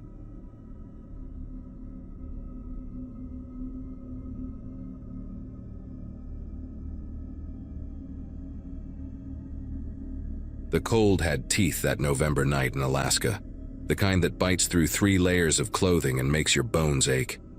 I'd been hauling frozen seafood from Anchorage down to Fairbanks for about 6 years by then, enough runs to know every pothole and curve on the park's highway. My rig, a beat-up Peterbilt that had seen better days sometime during the Clinton administration, was parked at a pull-off near mile marker 147, one of those spots truckers use when the official rest areas are full or too far away. The heater was running on low, just enough to keep the frost from forming inside the windshield, and I'd wedged myself into the sleeper cab with my usual setup. Sleeping bag rated for -40, wool socks doubled up, and my phone charging on the little shelf I'd installed myself. Outside, the darkness was absolute, that special kind of black you only get when you're 50 miles from the nearest town, and the clouds are covering whatever stars might be brave enough to shine. I remember checking my watch right before falling asleep, one of those habits you develop when your life revolves around delivery schedules and hours of service regulations. The green digits showed 9:47 p.m., which meant I could get a solid 6 hours before I needed to start rolling again to make my morning drop-off. The last thing I heard was the tick-tick-tick of the engine cooling down, metal contracting in the cold, a sound as familiar to me as my own heartbeat. Sleep came easy that night, the exhaustion of 14 hours on icy roads pulling me under like quicksand. I'd parked here probably 30 times before, always the same spot where the ground was level enough that I wouldn't wake up with a crick in my neck from sleeping at an angle. Other truckers knew about this place too, but tonight I was alone, just my rig and the occasional groan of wind pushing against the trailer. The knocking started at 1:14 a.m. according to that same watch when I jolted awake. 3 measured raps on the driver's side window, not frantic but deliberate, like someone calmly trying to get your attention at a store counter. My first thought was another trucker, maybe somebody who'd blown a tire or needed jumper cables. Happens more than you'd think out here. I sat up in the dark, my breath fogging in the cold air, and fumbled for the little LED flashlight I keep velcroed to the wall. The knocking came again, same pattern. 3 steady knocks that echoed hollow against the glass. Through the sleeper cab's small window, I could barely make out a shape standing beside my door, just a dark outline against the darker night. The person stepped back when they saw me moving, giving me room to climb forward into the driver's seat. When I clicked on the flashlight and aimed it through the window, the beam lit up a man's face that I'll never forget, not because it was scary or deformed or anything like that, but because it was so perfectly ordinary except for one detail. He was sweating. Here was this guy, standing in -20 weather wearing just a flannel shirt and jeans. No coat, no gloves, and there were actual beads of sweat running down his forehead. He had sandy hair cut short, maybe mid-40s, clean-shaven, The kind of face you'd see at any hardware store or gas station and forget 5 minutes later. But that sweat, it was wrong, like seeing someone sunbathing in a blizzard. He smiled when the light hit him, raised his hand in a little wave, and mouthed something I couldn't hear through the glass. I cracked the window maybe 2 inches, keeping my hand on the gear shift out of habit, ready to fire up the engine if needed. "Hey there, friend," he said, and his voice was steady, casual, like we were meeting at a barbecue instead of a frozen pull-off in the middle of nowhere. "Sorry to wake you, but my car died about a quarter-mile back, just around that curve. Battery's fine, engine turns over, but she won't catch. Think it might be the fuel line freezing up. Happens all the time up here, right?" He wiped his forehead with the back of his hand, and I watched the sweat immediately freeze into tiny crystals on his skin. "I was wondering if you could help me push it, get it rolling downhill a bit. Sometimes that's all it takes to get the fuel flowing again. 2 strong guys like us shouldn't take more than 5 minutes." His eyes never left mine the whole time he talked, not blinking much, just steady eye contact that felt rehearsed somehow. The thing about truckers is we help each other out. It's an unwritten rule of the road. I've changed more tires and given more jump starts than I can count, pulled guys out of ditches, shared food when somebody's broke down waiting for a tow. But every instinct I developed in 20 years of driving was screaming at me that something was wrong with this picture. Beyond the sweat, beyond the lack of winter clothes, there was the timing. He said his car was a quarter-mile back, but I'd been asleep for over 3 hours and hadn't heard any vehicle pass by. And trust me, you hear everything in a quiet night like that. The gravel crunches, the engine noise carries, especially around curves where people tap their brakes. Plus, if his car really wouldn't start, how was pushing it going to help with a frozen fuel line? That's not how engines work, and anybody who drives in Alaska knows that. "Where's your coat?" I asked through the crack in the window, watching my breath turn to ice crystals in the air between us. The question seemed to catch him off guard for just a second, his smile flickering like a TV losing signal, before coming back full strength. "Left it in the car," he said, laughing a little. "Stupid, I know, but I was so frustrated when she died that I just started walking. Figured I'd find help quick. Been walking for maybe 20 minutes now, worked up quite a sweat actually. Come on, man. I'm freezing out here despite how it looks. My wife's gonna kill me if I don't make it home tonight. Got my daughter's recital tomorrow. She's playing violin, first chair." He pulled out a wallet, started showing me a photo through the window. But in the dark, with just my flashlight, all I could see was the reflection on the plastic sleeve. I kept the window cracked, but didn't move to open the door, and I could see his patience starting to wear thin, though he tried to hide it. His jaw muscles tightened just a bit, and he shifted his weight from foot to foot, not like someone cold, but like someone getting ready for something. "Tell you what," I said, trying to sound helpful. "Let me call you a tow truck. I've got good cell signal here, and there's a 24-hour service out of Cantwell. They could be here in maybe an hour." I reached for my phone, making a show of it, but kept my eyes on him. That's when his whole demeanor changed, like dropping a mask. The friendly smile disappeared, replaced by something flat and calculating. "No need for that," he said, his voice different now, lower, more insistent. "Just need you to step out for 5 minutes. Your truck will be fine, I promise. Just need some help pushing, that's all."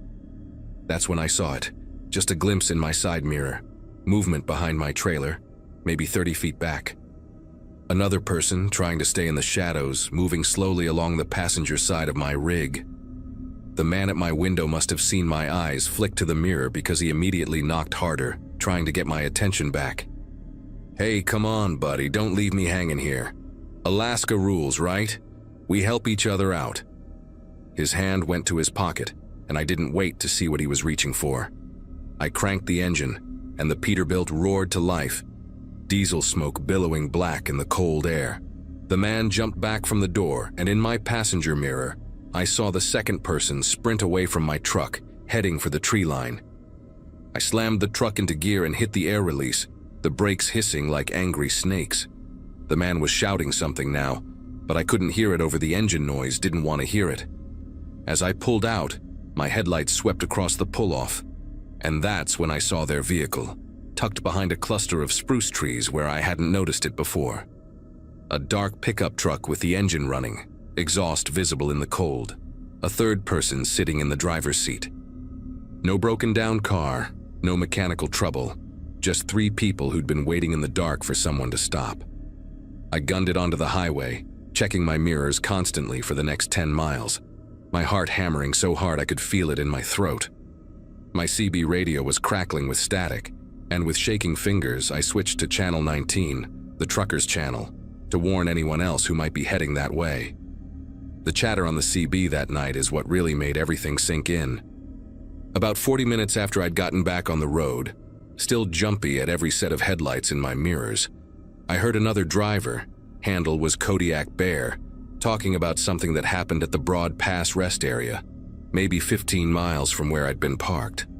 A driver had stopped to use the facilities, left his rig running like we all do in winter to keep the diesel from gelling, came back to find 2 men inside his cab. They'd beaten him pretty bad when he tried to stop them, left him on the ground with a concussion and broken ribs while they took off with his truck and $50,000 worth of electronics he'd been hauling to Fairbanks. The state troopers found the truck 6 hours later, abandoned and stripped clean off a logging road. Kodiak Bear said the driver was lucky to be alive, that the temperature had dropped to -30 that night, and if another trucker hadn't found him 20 minutes later, he would have frozen to death right there in that rest area parking lot. I made my delivery in Fairbanks the next morning, barely slept for the next 3 nights, kept seeing that sweating face at my window every time I closed my eyes. Filed a report with the troopers, described everything I could remember, but they said, without a license plate or better description of the vehicle, there wasn't much they could do. The officer I talked to, a woman who'd been working the highways for 15 years, told me I'd probably saved my own life by trusting my instincts. She said these kinds of setups were getting more common, groups targeting long-haul truckers because we often carry valuable cargo and always have diesel fuel, which sells good on the black market. The sweat on that man's face still bothers me when I think about it, and I finally figured out why he was sweating in that cold. Adrenaline, pure and simple. He was pumped up for violence, ready to do whatever it took to get me out of that cab. Now I sleep with a crowbar next to my bed in the sleeper, and I never crack my window for anyone at night, no matter how legitimate their story sounds. That pull-off at mile marker 147 is still there, but I never stop at it anymore. I'd rather drive an extra hour tired than park in that particular darkness again.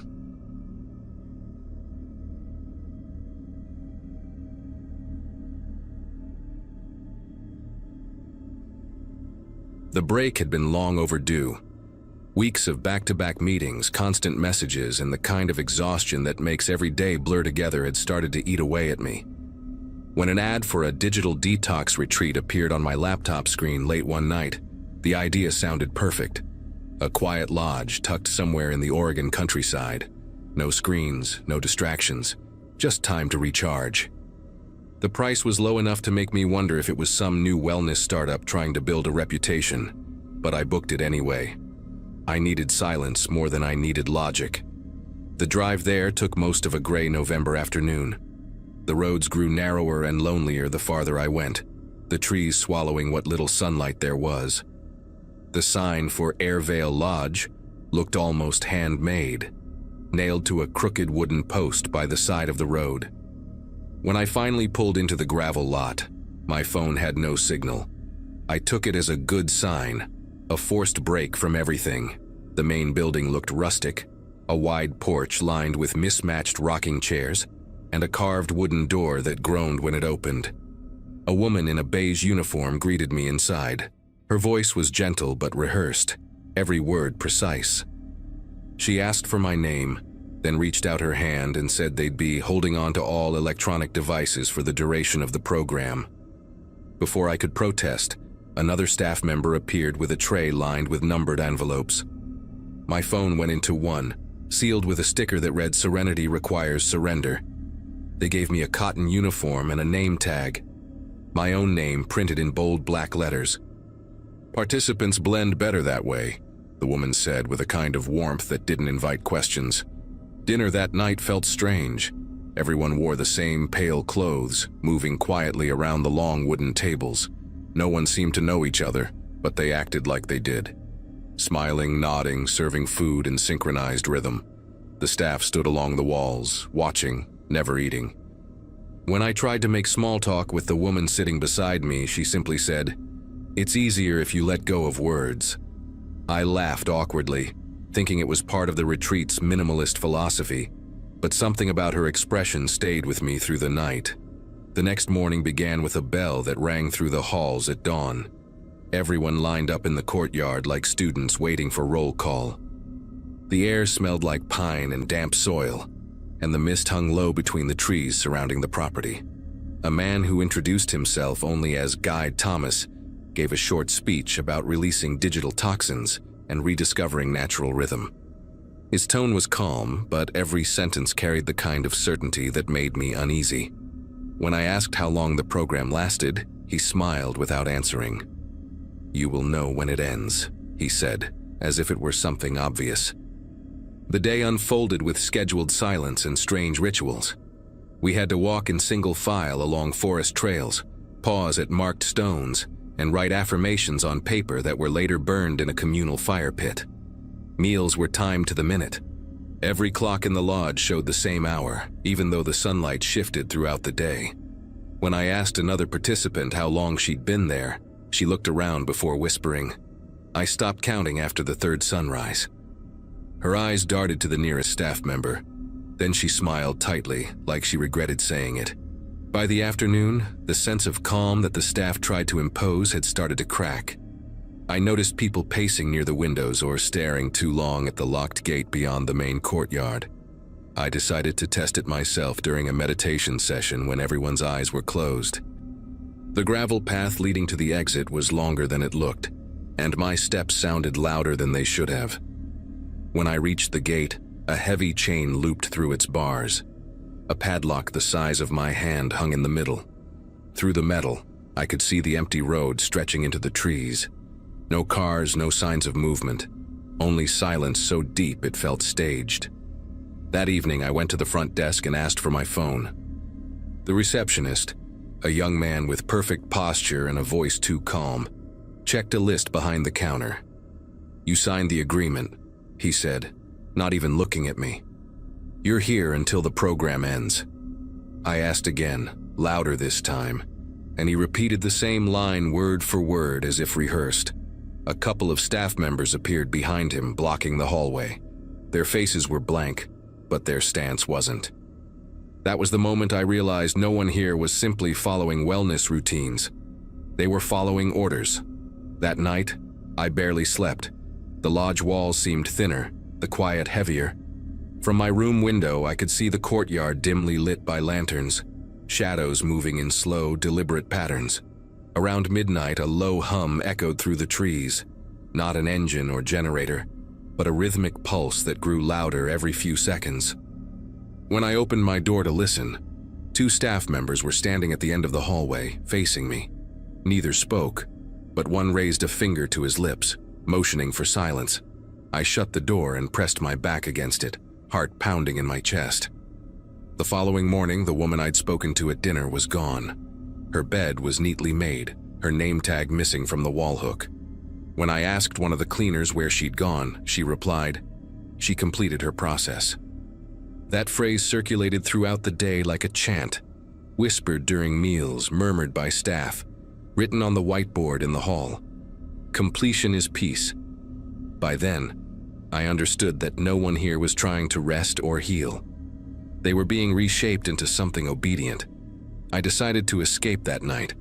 During the final group meditation, I hid one of the metal utensils from the dining table under my sleeve. When the lights dimmed, I slipped out through a service corridor that smelled of bleach and wet wood. The kitchen door opened to the back of the property, near the same gate I'd tried before. Using the fork, I wedged the chain loose enough to slip it free of the latch. My fingers were raw, the sound of metal scraping metal slicing through the still air. For a second, I thought I heard footsteps behind me, but I didn't look back. I just ran. The road beyond the gate stretched into the forest. No lights, no signs, just endless darkness. I walked for what felt like hours until a delivery truck appeared in the distance. The driver, an older man with tired eyes, slowed down when he saw me. I told him I'd been hiking and got lost. He didn't ask questions. When I reached the nearest town, I went straight to the police. They said there was no record of a place called Airvale Lodge anywhere in the county, and no retreat registered under that name. I have searched for it online since then, and the website that first drew me in no longer exists. I still have the name tag they gave me. Plain white plastic, my name printed in black letters. Sometimes I catch myself staring at it, trying to remember the faces of the people still inside those walls. I never saw them again, but sometimes late at night, I hear that same low hum from the woods behind my apartment.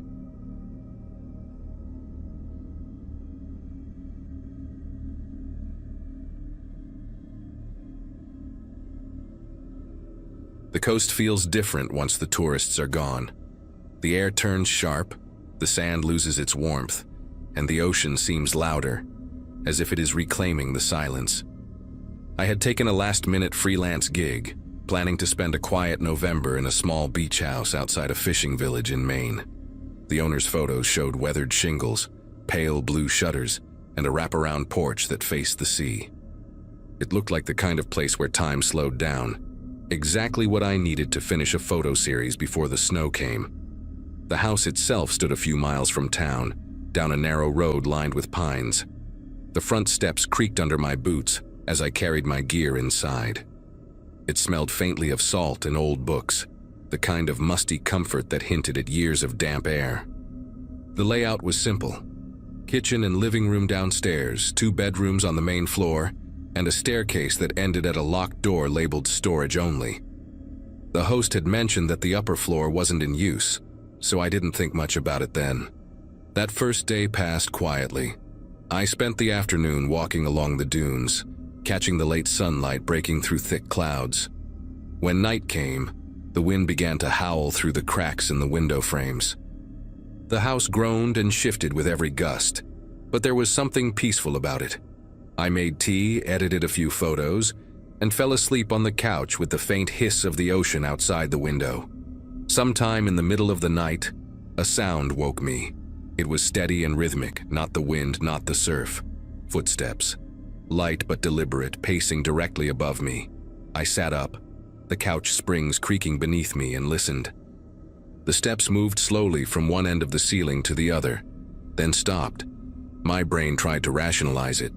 Maybe pipes, maybe the house settling. But then a faint tune drifted through the air. Music. Something old, scratchy, like a record playing from another room. I turned off the lamp and held my breath, trying to locate the source of the sound. The melody had a strange quality, a waltz maybe, though the notes seemed warped and distant, like it was being played from behind thick walls. I checked the time. It was close to 3 in the morning. I finally grabbed my flashlight and climbed the stairs. Each step made the old boards groan under my weight. When I reached the door, the music stopped. The silence that followed felt heavier than the dark around me. I tried the handle. It did not budge. Locked. From the inside. I knocked softly, half expecting someone to answer, half hoping no one would. Nothing. My pulse hammered in my ears as I pressed my ear to the wood. Faint shuffling, a drag of movement like someone turning in place. Then, a single thump against the door. I stumbled back, nearly losing my balance on the steps. For a moment, I stood there frozen in disbelief, trying to make sense of what I had just heard. Eventually, I forced myself back downstairs, locked my bedroom door, and waited for daylight. The morning light made everything seem harmless again. I tried to laugh it off, telling myself I had probably been dreaming. Still, curiosity got the better of me. I walked around the outside of the house, camera in hand, tracing the roofline. The upper floor windows were there all right, 3 of them, boarded up, paint peeling away in uneven strips. No lights, no movement. Just the wind rattling the loose boards. I snapped a few photos more out of habit than intention, and went back inside to make coffee. When I messaged the host, I kept it polite. I asked if anyone might have been doing maintenance upstairs, mentioning the music. The reply came quickly. The house doesn't have an upstairs anymore. It was destroyed in a fire years ago. I stared at the screen, rereading it. I could still hear the footsteps in my head, the pattern of them, deliberate and human. I wanted to argue, to ask for proof, but something about the certainty in their message stopped me. Instead, I typed a short thank you and set the phone face down on the counter. That evening, I avoided going near the stairs. I cooked dinner with the radio on just to drown out the creaks of the house. Around midnight, the wind picked up again, carrying the smell of seaweed and smoke through a gap in the window frame. I sat in the living room, scrolling through my camera roll, when something caught my attention. One of the exterior shots I had taken that morning. In the reflection of an upstairs window, behind the warped glass, there was a faint outline of a person. The shape was blurred, but there was no mistaking it. Someone had been standing there, watching. Sleep was impossible after that. I kept the lights on and stayed by the window until dawn. The next morning, I decided to check the attic space from the outside again. The boards over the windows looked undisturbed, but when I touched the edges, flakes of charcoal rubbed off on my fingers. Beneath the wood, the smell of burnt plaster seeped out, faint but distinct. I followed the scent around the back of the house and found a small hatch hidden under the eaves, sealed with rusted nails. It looked like no one had touched it in years. I packed my things that afternoon, told the host I had a family emergency, and left before the sky darkened. As I drove away, I glanced once in the rearview mirror.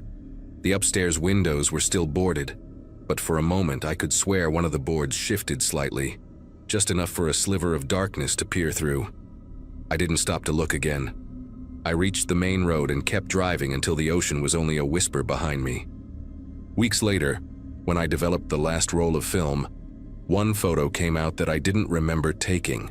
It was the interior of a narrow hallway, wood-paneled, scorched at the edges, and at the far end, a gramophone stood in perfect condition, the needle resting on a spinning record. I still do not know how it appeared among my shots, but I boxed up that film and never touched it again. Sometimes, when the wind is high, I can still hear that same warped waltz playing in my head.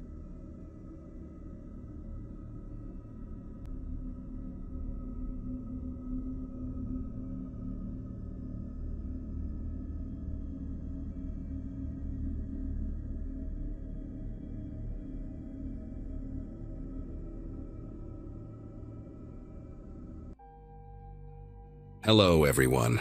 Before we start, make sure to like and subscribe to the channel, and leave a comment with where you're from and what time you're watching. That way, YouTube will keep showing you stories just like this one. Now, let's begin. I need everyone here to understand something before I tell you what happened that night in October. I'm a rational person. Always have been. I work as a dental hygienist. I balance my checkbook. I don't believe in conspiracy theories or ghosts or any of that. But what happened in my house was real, and the police reports can back me up on every detail. My son Jamie and I had been living in that old farmhouse on Willow Creek Road for about 8 months, just the two of us after my ex-husband moved to Colorado. The place was perfect for what I could afford. 2 stories, white paint peeling off the wooden siding, surrounded by cornfields that went on forever.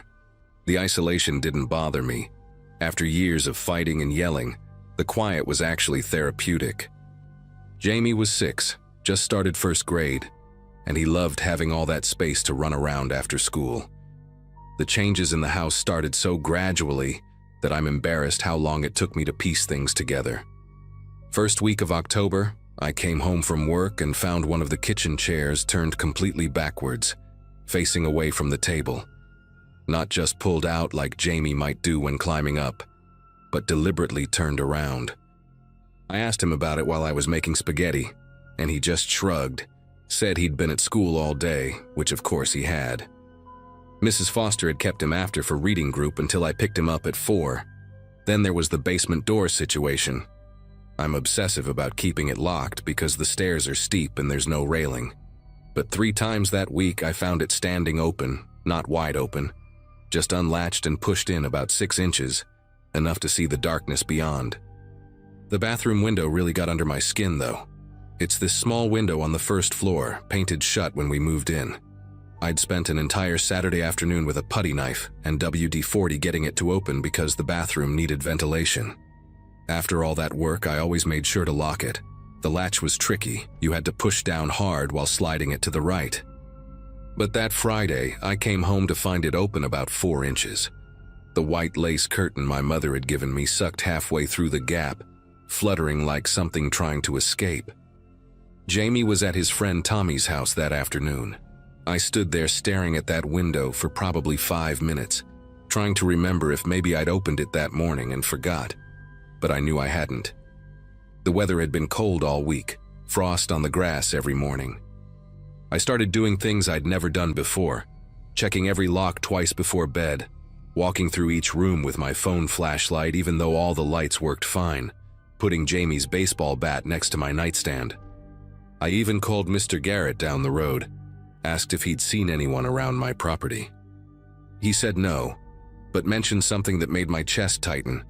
2 weeks earlier, he'd seen a beat-up green pickup truck parked at the end of my driveway around noon, just sitting there for maybe 20 minutes before driving off. He figured it was someone lost looking at their phone for directions. The thing is, I'd seen that same truck, or one just like it, parked at the gas station in town when I'd stopped for milk. The driver had been sitting inside, baseball cap pulled low, just watching people come and go. Saturday night was when I knew for certain someone had been in my house. Jamie and I had gone to the fall festival in town, got back around 8:30. He was exhausted, covered in face paint, and clutching a bag of candy corn he'd won at the ring toss. While he was in the shower, I went to the kitchen to make him some warm milk with honey, something my grandmother used to make me. That's when I saw it. The junk drawer was open about 2 inches. Not a big deal, except I'm compulsive about that drawer because it's where I keep the spare house key. Everything inside had been moved around, not ransacked, but carefully rearranged. The key was still there, but it was on top of everything else instead of under the old phone book where I always hid it. My bottle of pepper spray, which I kept in the back corner, was now in the front, cap twisted off. I didn't sleep that night. After Jamie went to bed, I wedged a chair under my bedroom doorknob and sat by the window watching the driveway. Around 2 in the morning, I saw headlights slow down near my mailbox, then continue on. Could have been anyone, but my whole body was rigid, listening for any sound that didn't belong.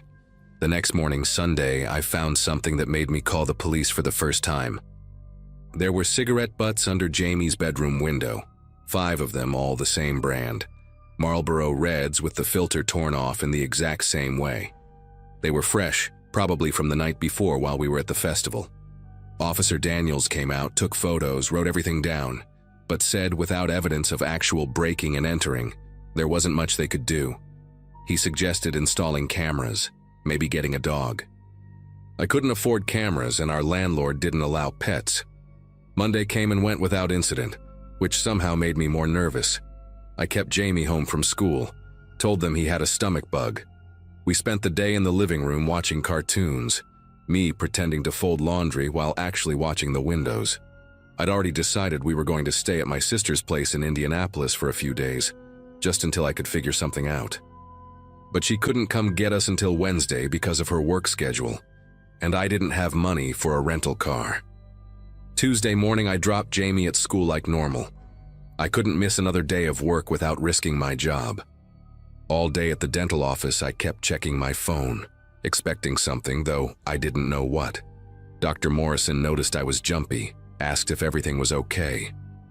I just nodded, kept cleaning instruments, tried to focus on the familiar routine of sterilization protocols and inventory sheets. That Tuesday evening is burned into my memory with a clarity that makes me nauseous even now, 2 years later. I picked Jamie up from after-school care at 4:30, stopped at McDonald's for dinner because I couldn't stand the thought of cooking in that kitchen with all those windows. We got home just as the sun was setting, that golden October light that usually made the cornfields look beautiful, but now just emphasized how alone we were out there. Jamie ran upstairs to play with his Legos while I sat at the kitchen table, scrolling through apartment listings on my phone, trying to calculate if I could afford to break the lease. Around 7:30, I went upstairs to run Jamie's bath. The bathroom was at the end of the hall, and as I walked past the spare bedroom, I noticed the door was open. Not unusual, except I distinctly remembered closing it that morning because I'd hidden Jamie's birthday presents in the closet. When I pushed it open wider, my heart started hammering so hard I could hear it in my ears. The window was open, screen removed and leaning against the wall inside. I grabbed Jamie from his room, told him we were going to play a game where we had to be really quiet. His eyes got wide, but he nodded, trusting me completely. We crept downstairs and I reached for my phone on the kitchen counter to call 911. That's when I heard it. The floorboards in the living room creaking in that specific way they did when someone stepped on the third plank from the wall. The sound was deliberate, slow, like someone testing their weight. My phone was in my hand, but when I looked at the screen there was no signal.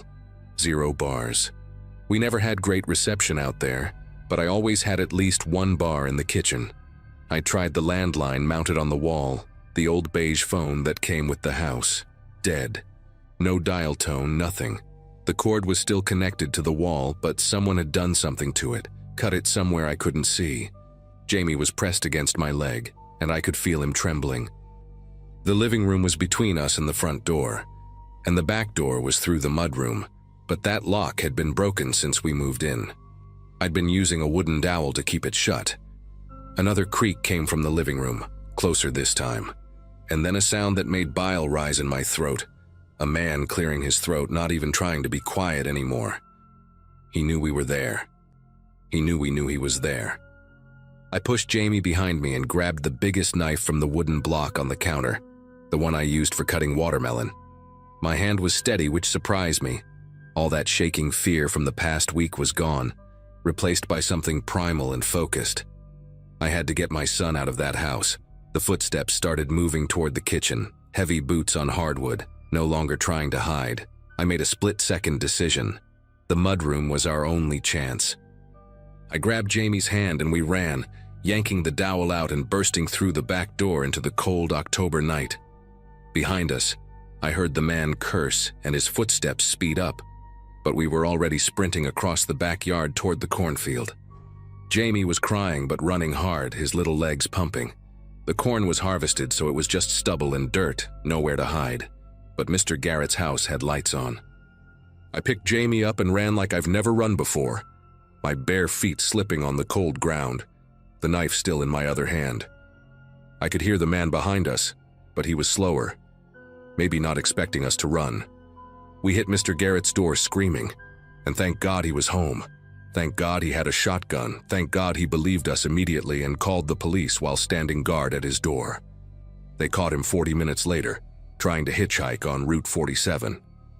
Bradley Morse, 38 years old, recently released from prison after serving 5 years for aggravated stalking and attempted kidnapping. He'd been living in his truck, the green pickup, and had been watching us for almost a month. The police found notebooks in his vehicle filled with our schedules, drawings of our house layout, even notes about what Jamie wore to school. He'd been breaking in while we were gone, learning our routines, waiting for the right moment. The prosecutor said he'd cut the phone line that morning after I left for work, planning to trap us that night. If we hadn't run when we did, if I'd tried to negotiate or hide upstairs. I don't let myself finish that thought. We moved in with my sister the next day, never went back to that house even to get our things. She and her husband drove out later to pack everything up. Jamie had nightmares for months, but he's doing better now. We live in a second-floor apartment in the city with 3 locks on the door and neighbors on all sides. Sometimes I miss the quiet of the country, but I'll never live somewhere isolated again. Never.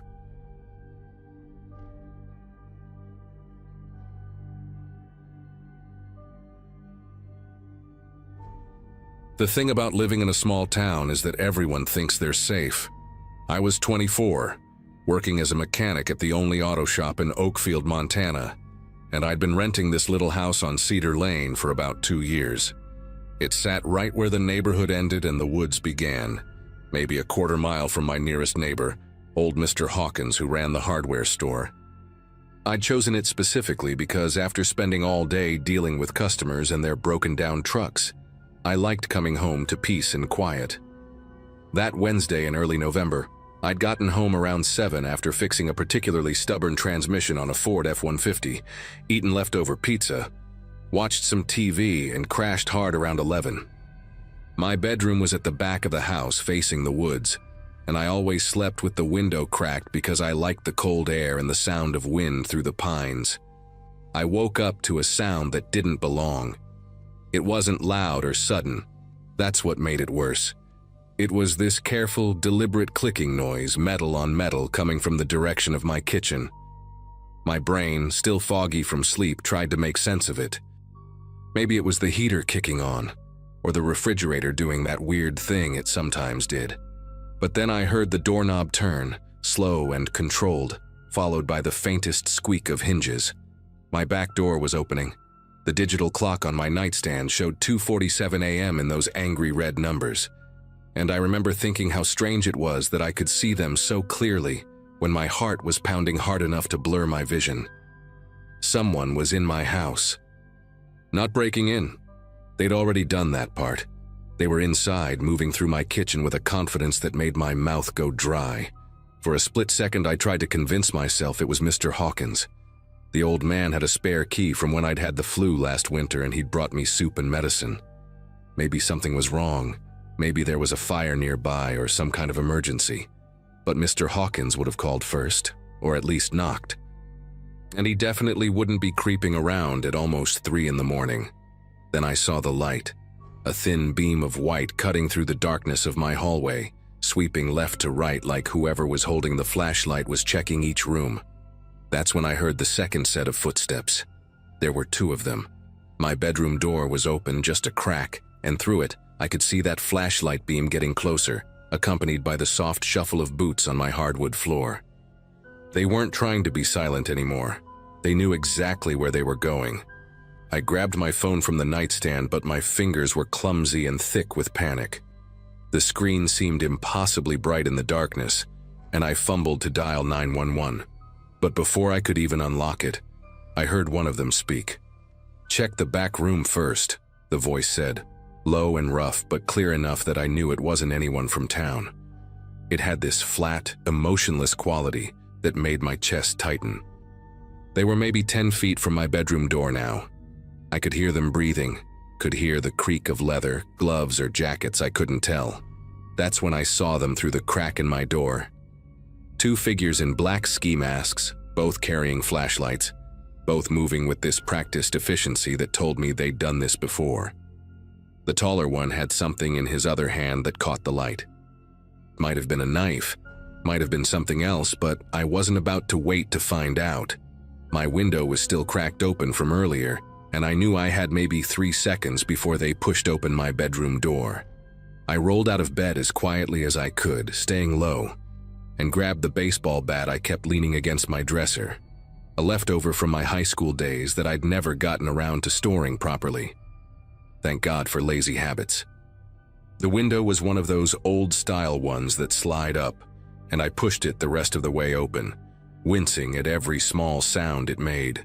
The screen popped out easier than I expected, falling into the bushes below with a soft rustle. I could hear them at my door now, the handle starting to turn. I didn't think, just threw one leg over the windowsill and dropped the 8 feet to the ground, landing hard in the wet leaves and mulch. My ankle twisted slightly, sending a sharp pain up my leg, but adrenaline is a hell of a drug. I was already running before I fully registered that I was outside, barefoot, in nothing but sweatpants and an old Metallica t-shirt, the November air hitting me like a wall of ice. Behind me, I heard shouting from inside my house. They'd found my empty bed. A flashlight beam shot out through my bedroom window, sweeping across the backyard, and I pressed myself against the side of the house, trying to control my breathing. The beam passed over the spot where I'd been standing just seconds before. Then I heard the back door slam open, the same door they'd come through, and boots hitting the wooden deck. "He went out the window," one of them called out, and there was something in his voice that sounded almost amused. "Circle around."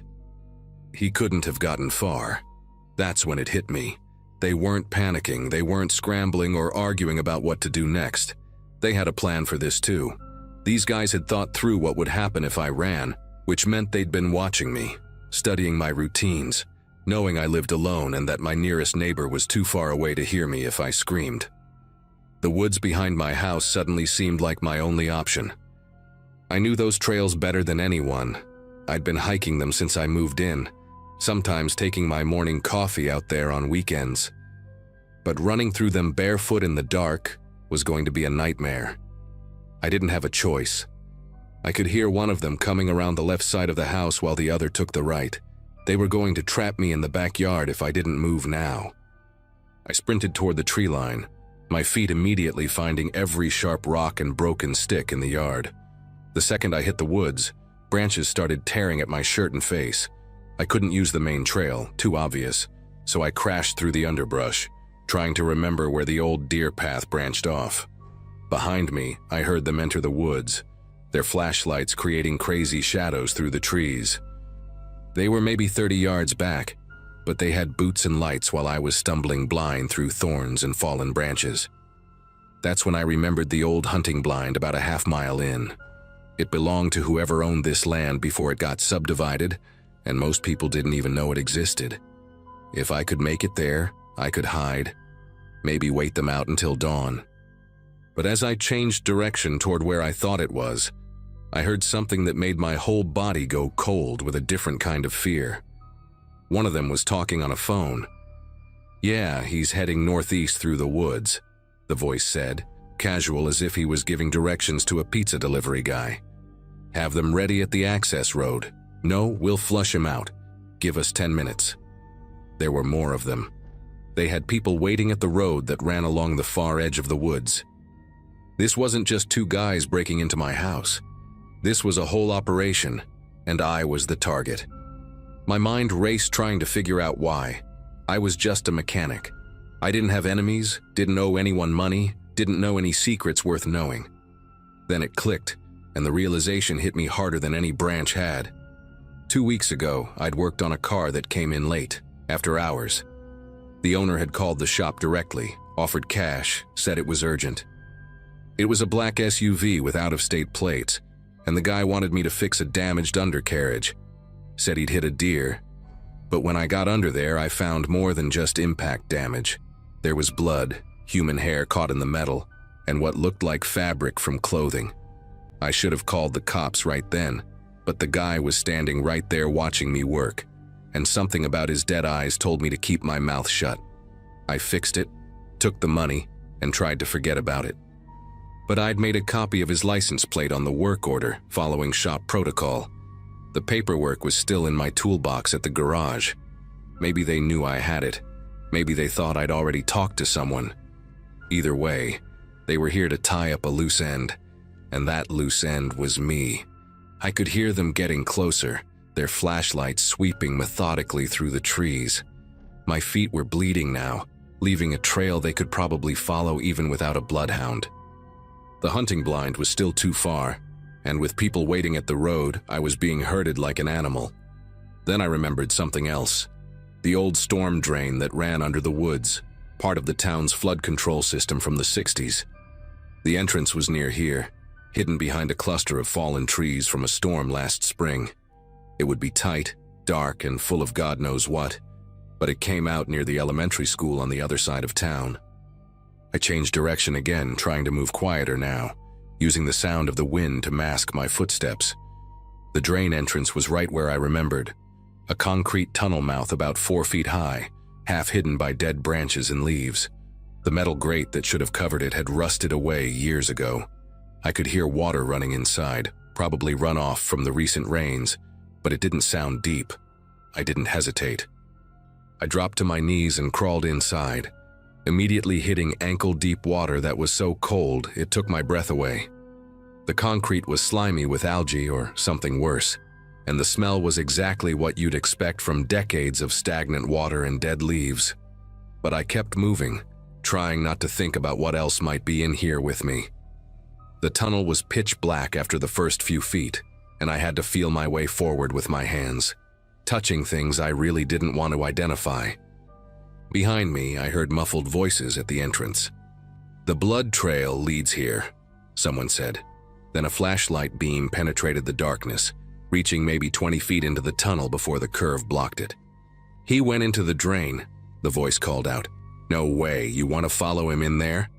Another voice answered. There was a pause, then, "Call the others. Tell them to watch the outlet by the school. We'll wait here." They thought they had me trapped, but they didn't know about the maintenance junction about 200 yards in where the tunnel split into 3 directions. I kept crawling, my knees scraping against the rough concrete, the water getting deeper as I went. At one point, something brushed against my leg, probably a rat, but I bit down hard to keep from yelling. The junction finally appeared as a slightly less dark space where the tunnels met. I took the left branch, which I was pretty sure led toward Main Street instead of the school. Let them wait at the wrong exit. The left tunnel was older, tighter, and partially collapsed in places where tree roots had broken through the concrete. I had to squeeze through sections on my belly, the water now high enough that I had to keep my chin up to breathe. But after what felt like hours but was probably 20 minutes, I saw light ahead, a storm grate looking up at a street light. I could hear cars passing overhead. I was under Jefferson Avenue, right in the middle of town. I pushed up on the grate with my shoulder and, miracle of miracles, it moved. I shoved it aside and pulled myself up onto the street, probably looking like something from a horror movie myself, soaking wet, covered in mud and blood, clothes torn to shreds. A car swerved to avoid me, horn blaring, and I stumbled toward the 24-hour gas station on the corner. The teenager working the night shift took one look at me and reached for the phone.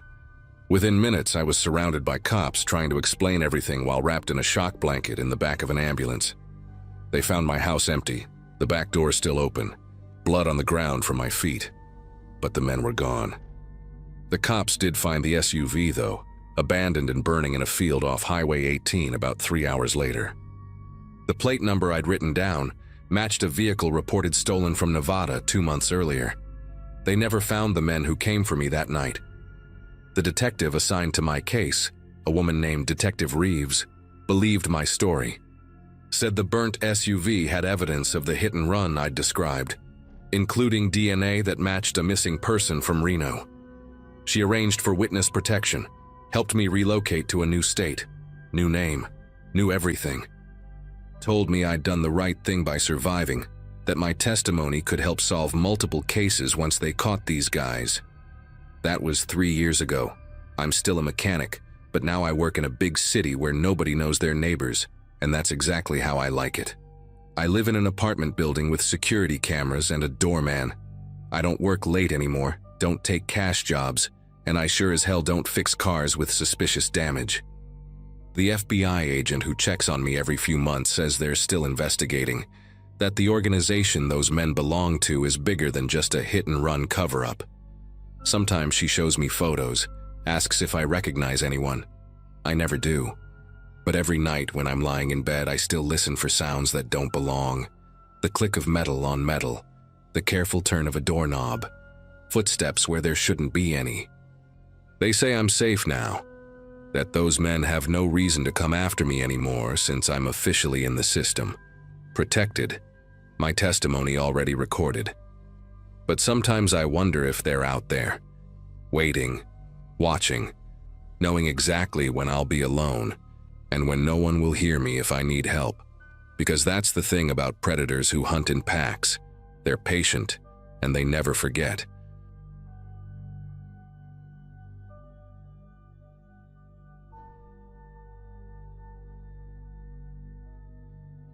Pinewood, Arkansas was the last place I thought I'd find myself in August 2022, especially after swearing 15 years ago that I'd never come back. But there I was, driving past the faded population 8,000 sign with my press credentials in the glove compartment and 17 burglary reports spread across the passenger seat. My editor at the Chicago Tribune had been following the story through wire services, elderly residents getting robbed in broad daylight, no forced entry. Same pattern every time. The local cops seemed stumped, Or at least that's what they kept telling the papers before the coverage mysteriously dried up after the 10th incident. Something about the whole situation stank worse than the paper mill that used to run on the south side of town, and my editor figured a hometown connection might open doors that stayed shut for outside reporters. I pulled into the Sunset Lodge around 4 in the afternoon, the August heat making everything shimmer like a mirage. The place looked exactly how I remembered it. Peeling paint, half-dead neon sign, same cracked asphalt parking lot where teenagers used to drink beer and make bad decisions. Mrs. Colbert was still manning the front desk, though her hair had gone completely gray, and the cigarette between her fingers had been replaced by one of those electronic things that made her look like she was smoking a pen. She recognized me before I even finished signing the register, her eyes narrowing behind those thick glasses she'd worn since the Clinton administration. "Well, well, Tommy's boy finally comes home," she said, sliding the key to room 12 across the counter. "Heard through the grapevine you're poking around about them break-ins. Let me give you some free advice. Sheriff Brennan don't take kindly to outsiders asking questions, and far as he's concerned, you've been an outsider since the day you left." My first stop the next morning was Mrs. Eleanor Hutchinson's house on Dogwood Drive, victim number 14 according to my notes. She lived in one of those ranch-style homes from the 60s, with ceramic gnomes in the garden and a doormat that said, "Bless this mess." She invited me in for sweet tea, her hands trembling slightly as she poured, though I couldn't tell if it was from age or nerves. The living room smelled like potpourri and cat litter, and she had to move a massive orange tabby off the couch so I could sit down. "They took my mother's pearl necklace," she said, dabbing at her eyes with a tissue she pulled from her sleeve. "And about $300 I kept in the coffee can above the refrigerator." But the strangest thing was how they knew exactly where everything was. Didn't touch nothing else, didn't make no mess. Like they'd been in my house before, knew right where to look. I asked her about the police response, and that's when her whole demeanor changed. She glanced toward the window, then leaned forward in her recliner, the leather creaking under her weight. "Sheriff Brennan showed up about 2 hours after I called," she whispered, even though we were alone in the house except for the cat. 2 hours and the station's only 10 minutes away. When he finally got here, he barely looked around, just took some notes and said they'd investigate. But here's what really got me spooked. When I was describing what was missing, he already knew about the coffee can. I hadn't mentioned it yet, was still talking about the jewelry. He tried to play it off, said all old folks hide money in the kitchen, but I saw that look in his eyes. Same look my husband used to get when I caught him lying about his poker games. Over the next 3 days, I interviewed 6 more victims, and the pattern became impossible to ignore. Every single one mentioned the sheriff arriving between 90 minutes to 2 hours after they called, despite Pinewood being small enough to drive across in 12 minutes. Mrs. Gladys Newcomb on Elm Street said she actually drove to the station herself after waiting an hour, only to find Brennan's patrol car parked out back, while the deputy at the desk insisted he was out on a call. Mr. Arnold Fishman told me Brennan had dirt on his boots when he finally showed up. Fresh red clay, like he'd been walking through the woods behind the old Hutchins property, nowhere near where he claimed to have been checking on a traffic accident. The most disturbing conversation came from Walter Briggs, a Vietnam vet who lived alone in a duplex near the railroad tracks. He pulled out a notebook where he'd been tracking every burglary, marking them on a calendar with red X's. "Notice anything?" he asked, pointing at the dates with a shaky finger. Every single robbery happened on days when Brennan was supposedly working solo patrol, no deputy with him. That evening I stopped by Murphy's Diner for dinner, figuring I might overhear some local gossip about the burglaries. The place was exactly as I remembered: cracked vinyl booths, flickering fluorescent lights, and coffee that could strip paint. I was halfway through my meatloaf when Carl Dobson slid into the booth across from me. Carl had been 2 years ahead of me in high school, still wore his class ring, and now worked at the hardware store. He didn't even bother with small talk, just leaned across the table and spoke in a voice so low I had to strain to hear him over the ancient air conditioner rattling in the window. "You need to leave town," he said, his eyes darting to the door every few seconds. "Tonight. Pack your stuff and go back to Chicago. You're stirring up things that been buried for a long time. Brennan's got connections you don't know about, people who owe him favors going back decades. My brother-in-law tried to run against him for sheriff back in 2016. Started asking questions about missing evidence from the lockup. His house caught fire 2 weeks later. Electrical problem, they said. He got the message and withdrew from the race. I didn't leave town that night, which might have been the stupidest decision I've ever made, and I've made some real bad ones. Instead, I went back to my motel room and started piecing together everything I'd learned, spreading my notes across the bed like I was trying to solve a puzzle.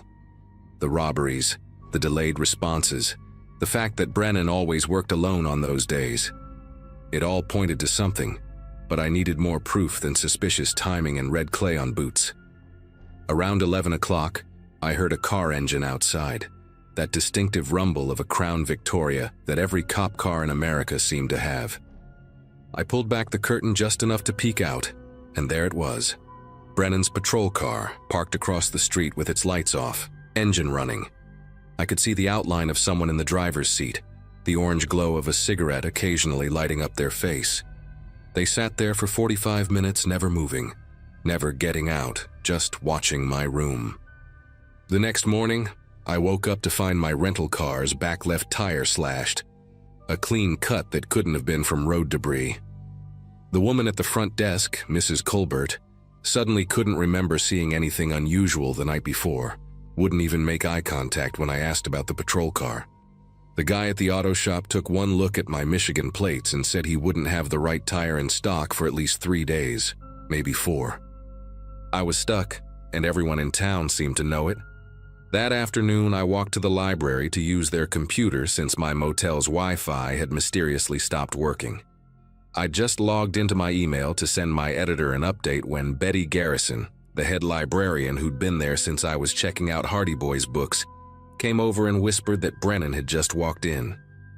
Sure enough, there he was by the periodicals section, pretending to read a newspaper while keeping his eyes on me. He was a big man, bigger than I remembered, with arms like ham hocks and a gut that hung over his duty belt. When he knew I'd seen him, he folded the paper slowly, walked over to my table, and sat down without asking. "Heard you been talking to folks," he said, his voice friendly enough but his eyes cold as January. He pulled out a tin of chewing tobacco, packed a wad into his lower lip, and continued. "See, the thing about small towns is that people get confused sometimes, old folks especially. They misremember things, get times mixed up, make connections that ain't there. Mrs. Hutchinson, for instance, lovely woman, but she's been taking them anxiety pills since her husband passed, makes her paranoid. And Walter Briggs, well, that man sees conspiracies everywhere since he came back from Nam. Can't trust everything you hear." He leaned back in the chair, making it creak under his weight, and I noticed his hand resting on his service weapon, not threatening exactly, but making sure I saw it. "Now, I know you got a job to do, writing your little article for that Chicago paper. But sometimes the story ain't what you think it is. Sometimes it's just a bunch of break-ins by some tweaker passing through town, and a sheriff's department doing its best with limited resources. Nothing more interesting than that." That's when I made my second stupid decision of the week. I pulled out my phone and showed him the photo I'd taken of Walter's calendar with all the dates marked. "Funny how this tweaker only strikes when you're working solo patrol," I said, watching his jaw tighten. "And how you always seem to be on the opposite side of town when the calls come in." His face went red, starting from his neck and spreading up like spilled wine on a tablecloth. He stood up so fast the chair tipped backward, and for a second I thought he was going to grab me right there in the library. Instead, he leaned down close enough that I could smell the tobacco and stale coffee on his breath. "You got no idea what you're messing with, boy. This ain't Chicago. Out here, reporters sometimes have accidents. Car goes off the road on a dark night. Maybe they fall down some stairs at that old motel. Happened before. Ask Jimmy Watts. Oh wait, you can't." He drove his car into Lake Buchanan back in 2014 after he started poking around in things that weren't his business. Tragic accident, they said. Brake lines can fail on these old country roads. He straightened up, adjusted his gun belt, and smiled, but it was all teeth and no warmth. "You have a nice day now, and maybe think about heading home real soon. Tomorrow morning would be good, before something unfortunate happens." I left the library with my legs feeling like jelly, but I wasn't done yet. That night, instead of staying in my motel room like a sitting duck, I parked my rental, with its spare tire now on, behind the abandoned Texaco station, and walked back to the motel through the woods. I sat in the dark bathroom with the door cracked, watching through the window. Around midnight, sure enough, Brennan's patrol car pulled up again, but this time he got out. He had something in his hand, looked like a Slim Jim or maybe a lockpick set. He walked right up to my door, stood there for a minute listening, then started working on the lock. The sound of metal scraping against metal carried in the quiet night. It took him less than 30 seconds to get the door open. He stepped inside my room and I heard him moving around, probably looking for me or my notes. After about 5 minutes, he came back out, relocked the door and drove away. I waited another hour before sneaking back to check the room. Nothing was missing, but my laptop was open to a different screen and my notebook had been moved. He'd been looking for what I had on him, trying to figure out how much I knew. The next morning, I didn't run like he wanted. Instead, I drove straight to the state police barracks 40 miles away in Centerville. Turns out, they'd been getting complaints about Brennan for years, but could never make anything stick. When I showed them Walter's calendar and told them about the pattern, plus Brennan breaking into my room, they finally had enough to start a real investigation. They put me up in a hotel in Centerville for my safety and sent a team to Pinewood. Within a week, they'd cracked it wide open. Brennan had been running the burglaries himself, using his position to case the houses during wellness checks on elderly residents, then hitting them when he knew they'd be at doctor appointments or church. He'd stolen over $200,000 over 2 years. The FBI got involved when they found out he'd been selling some of the stolen items across state lines. Last I heard, he was looking at 15 to 20 years federal time. The part that still makes me sick is that everyone in town knew something was wrong but were too scared to speak up. It took an outsider coming home to finally expose what had been happening in plain sight. I never went back to Pinewood after that, but I heard they elected a new sheriff, a woman from Dallas with no connections to the old guard. Maybe things will be different now, but small towns have long memories, and I'm not eager to test whether they've forgiven me for bringing down their corrupt king.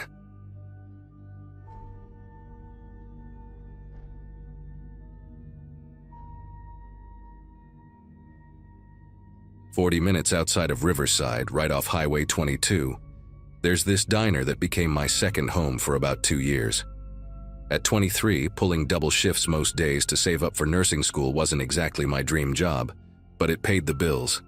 Nothing special about the place. Red vinyl booths with duct tape patches, a jukebox that only played half the songs you selected, and coffee that tasted like burnt rubber if you let it sit too long.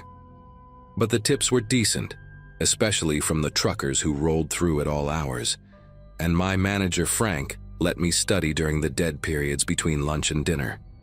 That particular Saturday in early spring, I'd been there since 5 in the morning, and my feet were already screaming in my beat-up sneakers. The breakfast rush had been brutal, with 2 tour buses stopping unexpectedly, and I'd barely had time to grab a piece of toast before the lunch crowd started trickling in.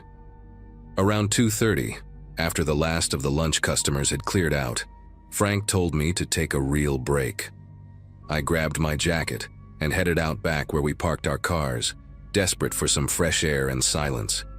The afternoon sun felt good on my face after being under those harsh fluorescent lights all morning. I decided to drive down to the gas station about a mile up the road to grab an energy drink, something with enough caffeine to push me through the dinner shift. The road between the diner and the gas station was usually empty this time of day, just a straight stretch of asphalt cutting through dead fields and the occasional cluster of pine trees. I had my windows down, letting the cool air whip through my hair, when I saw it happen about 200 yards ahead of me. A woman was jogging along the shoulder of the road, wearing one of those neon yellow vests that practically glowed in the afternoon light. She had earbuds in, her ponytail bouncing with each step, completely focused on her run. Then this truck, A massive Ford F-350, dark blue with those aftermarket chrome bumpers, came flying around the slight curve doing at least 70 in a 45 zone. The driver must have been texting or messing with the radio because the truck drifted right onto the shoulder. The impact was instant and violent. The woman's body flew through the air like a rag doll, landing in the ditch about 30 feet from where she'd been hit. The truck swerved back onto the road, fishtailed for a second, then just kept going. Didn't even tap the brakes. The whole thing happened in maybe 3 seconds, but every detail burned itself into my brain like someone had taken a photograph. My car screeched to a stop and I jumped out, running toward the ditch while fumbling for my phone.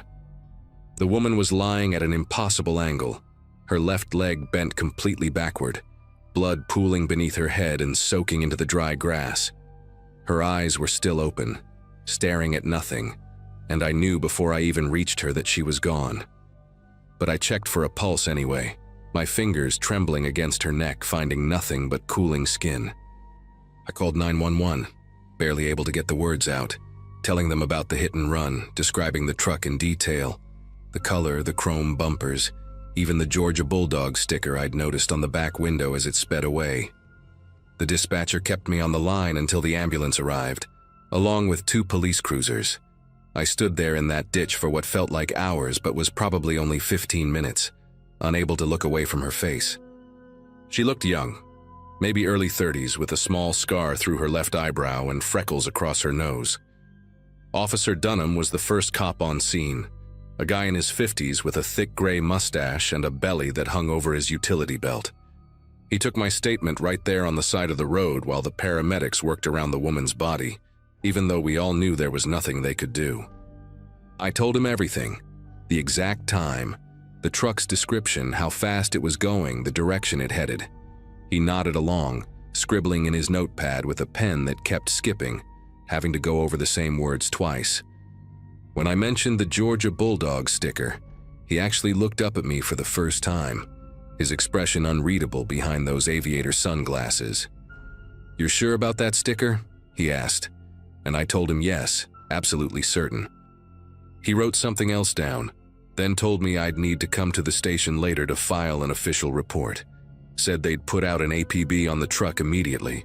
I went back to work in a daze, barely able to focus on taking orders or refilling coffee cups.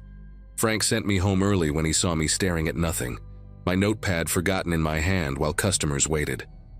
That evening, around 7, I drove to the police station on Riverside's main drag, a squat brick building that shared a parking lot with the courthouse. The desk sergeant, a woman with bleached blonde hair and long acrylic nails, directed me to Officer Dunham's desk in the back corner of the main room. He was typing something on an ancient computer, hunting and pecking with 2 fingers, and barely glanced up when I sat down. "Just need to get this statement typed up official," he said, pulling out a form from his desk drawer. We went through everything again, him asking the same questions in the same order, me giving the same answers. But something felt different this time, rushed like he was just going through the motions. When we finished, he had me sign the bottom of the form, then did something that made my chest tighten with unease. He folded the report in half, not once but twice, making it into a small square, and tossed it into his desk drawer like it was a piece of scratch paper. Not in a filing cabinet, not in an inbox for processing. Just thrown in with rubber bands and paper clips and old candy wrappers I could see cluttering the drawer. "We'll be in touch if we need anything else," he said, already turning back to his computer screen. I sat there for a moment, confused, waiting for him to say something about the investigation, about finding the truck, about justice for that woman lying dead in a ditch. But he just kept typing, those 2 fingers clicking away at the keyboard like I wasn't even there anymore. I left feeling like I'd swallowed a rock, this heavy wrongness sitting in my gut. For the next 3 days, I checked the local news obsessively, waiting to see a report about the hit and run, about police searching for a dark blue F-350. Nothing. Not a single mention. I even called the station twice, asking for updates, and both times got transferred around until someone told me Officer Dunham would call me back. He never did. I couldn't stop thinking about that woman's face, those freckles, that scar through her eyebrow. She had to have family, friends, people wondering where she was. On my lunch break that Wednesday, I drove past the spot where it happened, half expecting to see flowers or a cross or something marking where she died. The shoulder was clean, like nothing had ever happened there. Even the blood in the grass was gone. Whether washed away by the rain we'd had or cleaned up by someone, I couldn't tell. Friday afternoon, I had to run to the bank to deposit my tips from the week. The branch was on the other side of town, past the police station, and I took the back route to avoid the lunch traffic on the main road. That's when I saw it. Behind the police station, in that fenced-off area where they keep impounded vehicles and patrol cars waiting for maintenance, sat a dark blue Ford F-350. My heart started pounding so hard I could hear it in my ears. I pulled into the McDonald's parking lot next door to get a better look through the chain-link fence. Same chrome bumpers, same everything. And there, right there on the back window, was the Georgia Bulldog sticker, just like I'd described.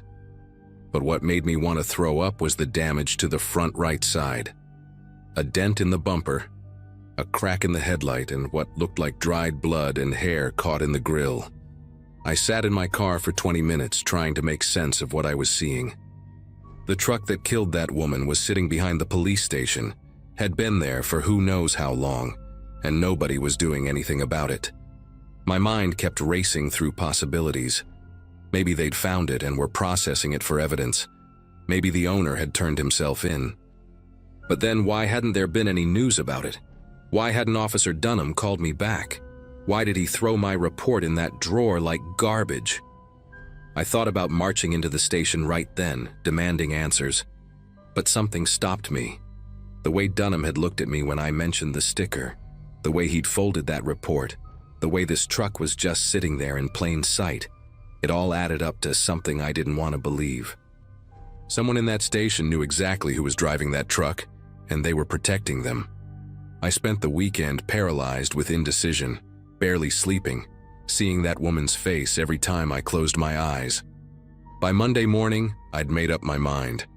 I drove 40 minutes to the state police barracks in Millerton, walked in with every detail written down, photos I'd taken of the truck through the fence printed out at CVS. The trooper who took my report, a younger guy named Sergeant Cole, listened to the whole story without interrupting, his face getting more serious with each detail. He made copies of everything, asked me questions Dunham never had, about exact times, about who else might have seen the truck at the station, about whether anyone had threatened me. He promised me they'd investigate, gave me his direct number, told me to call if anything else happened. 2 weeks later, he called to tell me they'd opened an investigation, not just into the hit and run, but into the Riverside Police Department's handling of it. The truth came out in pieces over the next few months. The truck belonged to Officer Dunham's nephew, a kid named Brandon, who'd already had 2 DUIs knocked down to lesser charges. The woman who died was Anna Shelton, a nurse from 2 towns over, who'd been training for a marathon.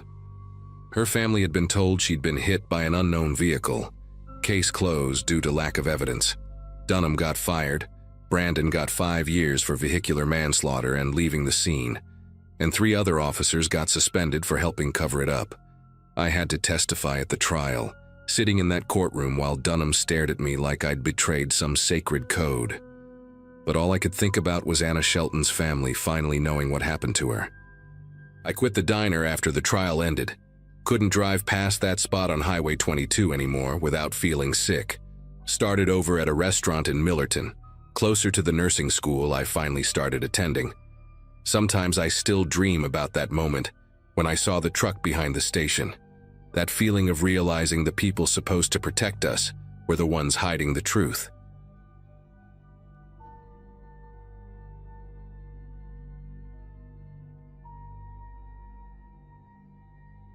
I'd been living in that little yellow house for exactly 2 weeks when the Richardsons moved in next door. 24 years old, working from home as a graphic designer, I'd chosen this quiet street in small-town Ohio, specifically because nothing ever happened here, or so I thought. My days were predictable. Wake up at 7, make coffee in my kitchen that was weirdly bigger than the living room, sit at my desk by the window, and design logos for startups that would probably fail within 6 months. The house itself was quirky. Bathroom door that scraped against the toilet, exposed brick in the bedroom, original hardwood floors that announced every step. But for $800 a month, I wasn't complaining. My landlord, Mr.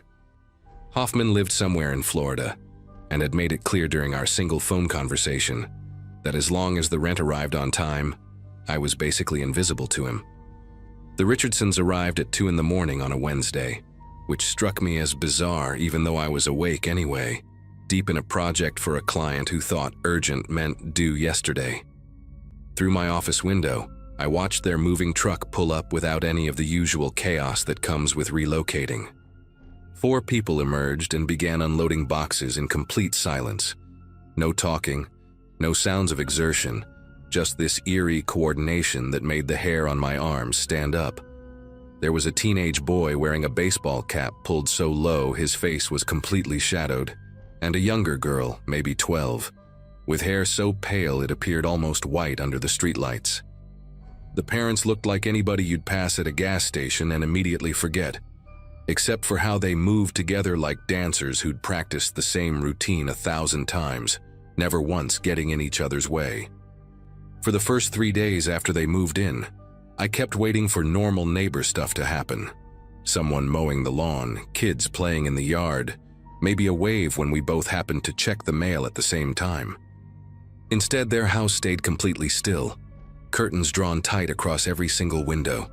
No lights visible even when darkness fell. The only sign anyone lived there was their car, a beige sedan that left every morning at exactly 7:15 and returned at 5:45. So precise I could set my watch by it. I started paying attention to details I'd never noticed about anyone else. How their garbage cans appeared at the curb at 3 a.m. on collection day. How packages on their porch vanished within minutes of delivery, even though I never saw anyone open the door. How their grass stayed exactly 2 inches tall without anyone ever cutting it. My home office window faced their second-story window, and even though thick burgundy curtains blocked any view inside, I constantly felt eyes on me while I worked. By the second week, that sensation of being watched had evolved into something heavier, like invisible fingers pressing against my temples whenever I sat at my desk. I'd catch myself glancing up from my computer screen every few minutes, expecting to see those curtains pulled aside, but they never moved, not even a flutter from air conditioning or someone brushing past. One afternoon, while designing a website banner, I decided to test my paranoia by suddenly spinning around in my chair, and I swear I saw those burgundy curtains snap back into place, though it happened so fast I couldn't be certain. That night, I started closing my own blinds while working, but the feeling persisted, crawling across my skin like static electricity, making me jumpy enough that I spilled coffee on my keyboard twice in one day. Everything changed on a Friday in early December when I had to drive to Columbus for a client meeting that ran absurdly late. The presentation went well, but the CEO kept asking for just one more revision until it was past 9 when I finally escaped. The 2-hour drive back had me struggling to stay alert, chugging gas station energy drinks and blasting music with the windows cracked despite the freezing temperature. I pulled into my driveway at 11:47 p.m., exhausted and already dreading the follow-up emails I'd have to send in the morning. The Richardson house sat in complete darkness as always, but something felt different. Their car wasn't in its usual spot, parked instead at an odd angle like someone had abandoned it in a hurry. As I fumbled for my keys at the front door, my fingers numb from the cold, the knob turned easily in my hand. The door was already unlocked. My first thought was that I'd forgotten to lock it in my rush to leave that morning. Except, I distinctly remembered checking it twice because I'd left my laptop on the kitchen table. The house was dark, exactly as I'd left it, but the air felt disturbed, like someone had walked through and stirred up all the settled dust. I flipped on the entrance light and that's when I saw them. Muddy footprints leading from the door through my living room. Huge prints from boots that must have been at least size 13. They tracked across my hardwood floors in deliberate steps, not wandering or exploring, but moving with purpose straight toward the hallway that led to my bedroom and office. The mud was still wet, glistening under the overhead light, and when I knelt down to look closer, I could see bits of red clay mixed in, the kind that came from the construction site 3 blocks away where they were building new condos. Every instinct screamed at me to run back to my car and call the police from somewhere safe, but something made me follow those footprints deeper into my own house. My phone was already in my hand, 911 typed but not yet dialed, my thumb hovering over the call button as I crept forward. The tracks led to my office, where they stopped abruptly at my desk chair, which had been turned to face the window, the exact window that looked directly at the Richardson house. My computer was still there, untouched, but my notebook where I sometimes sketched design ideas was open to a page I hadn't used yet. Someone had drawn something on it with my own pencil. A detailed floor plan of my house, every room labeled correctly, including notes about things only someone who'd been inside would know. Squeaky floorboard here, bathroom door sticks. Keeps coffee maker on kitchen table. At the bottom, in handwriting so perfect it looked printed, were the words, "You watch us, we watch you." The moment I read those words, I heard it, the faint sound of footsteps above me in my attic, a space I'd never even accessed because the pull-down ladder was painted shut. The ceiling creaked in a rhythm that suggested someone pacing back and forth, waiting, and then suddenly stopped directly over where I stood.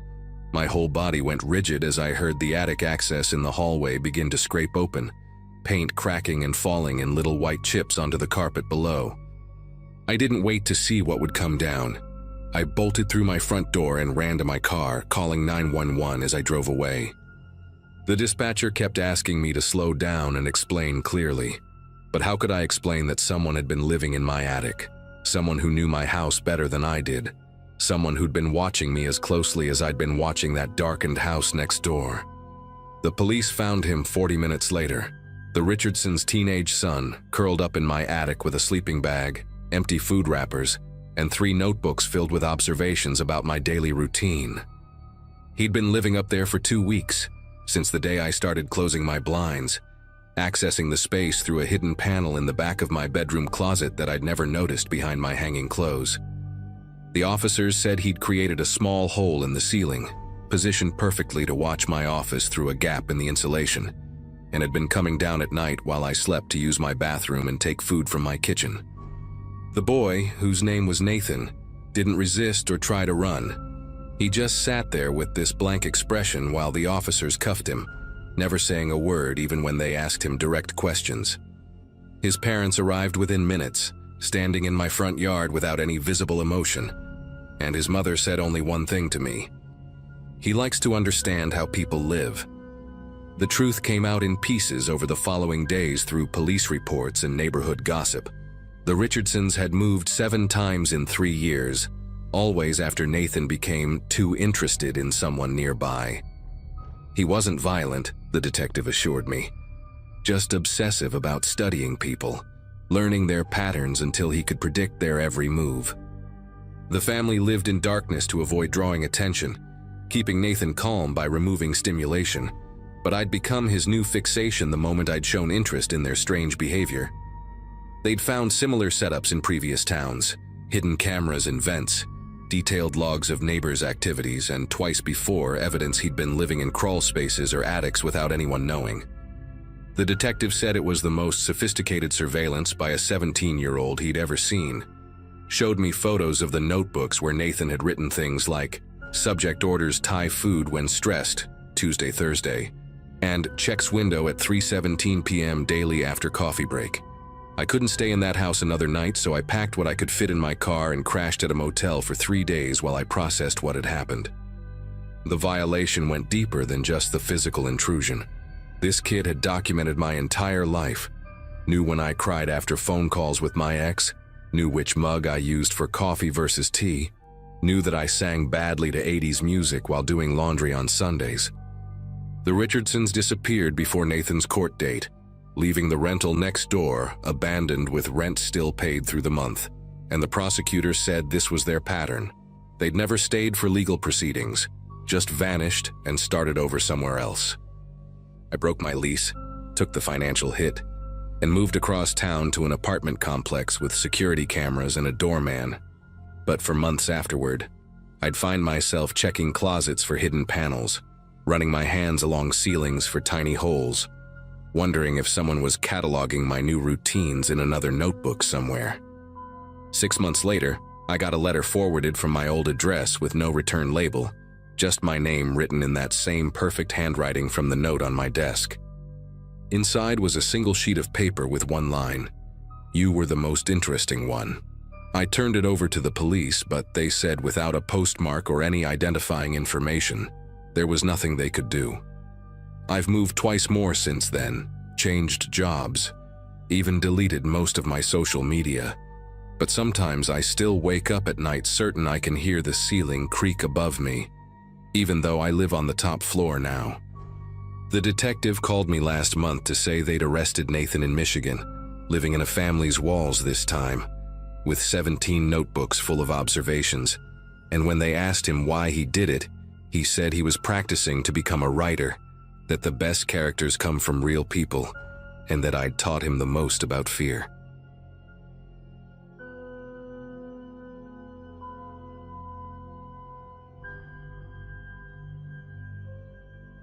The night everything went sideways was a Wednesday in late September, around 2016.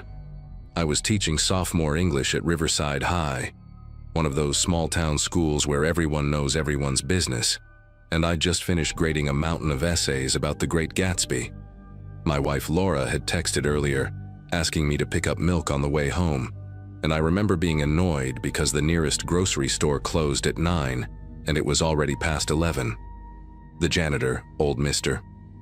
Hutchins, had locked up hours ago, leaving just me and the flickering fluorescent lights in the teacher's lounge. I'd been putting in these late nights for weeks, trying to catch up after taking over Mrs. Coleman's classes when she went on medical leave. My beat-up Ford pickup was the last vehicle in the parking lot, and the engine coughed twice before starting, same as it had done every cold night for the past 3 winters. The route home took me down County Road 74, this narrow 2-lane stretch that cuts through about 15 miles of farmland and scattered woods before hitting the edge of town where I lived.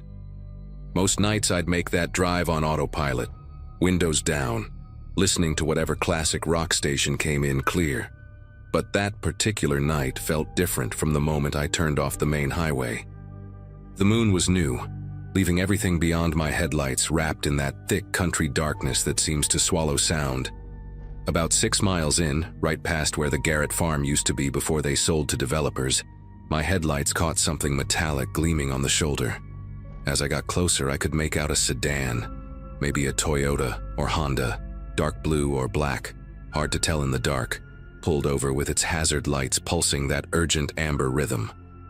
The car was positioned oddly, not quite parallel to the road, like whoever was driving had yanked the wheel hard and fast to get off the asphalt. My first instinct was to keep driving. You hear stories about fake breakdowns, people pretending to need help just to rob whoever stops. But then I thought about my own daughter, Katie, away at college. What if she was stranded somewhere and nobody stopped? The guilt ate at me for about 30 seconds before I slowed down and pulled in behind the sedan, leaving a good 20 feet between us and keeping my engine running.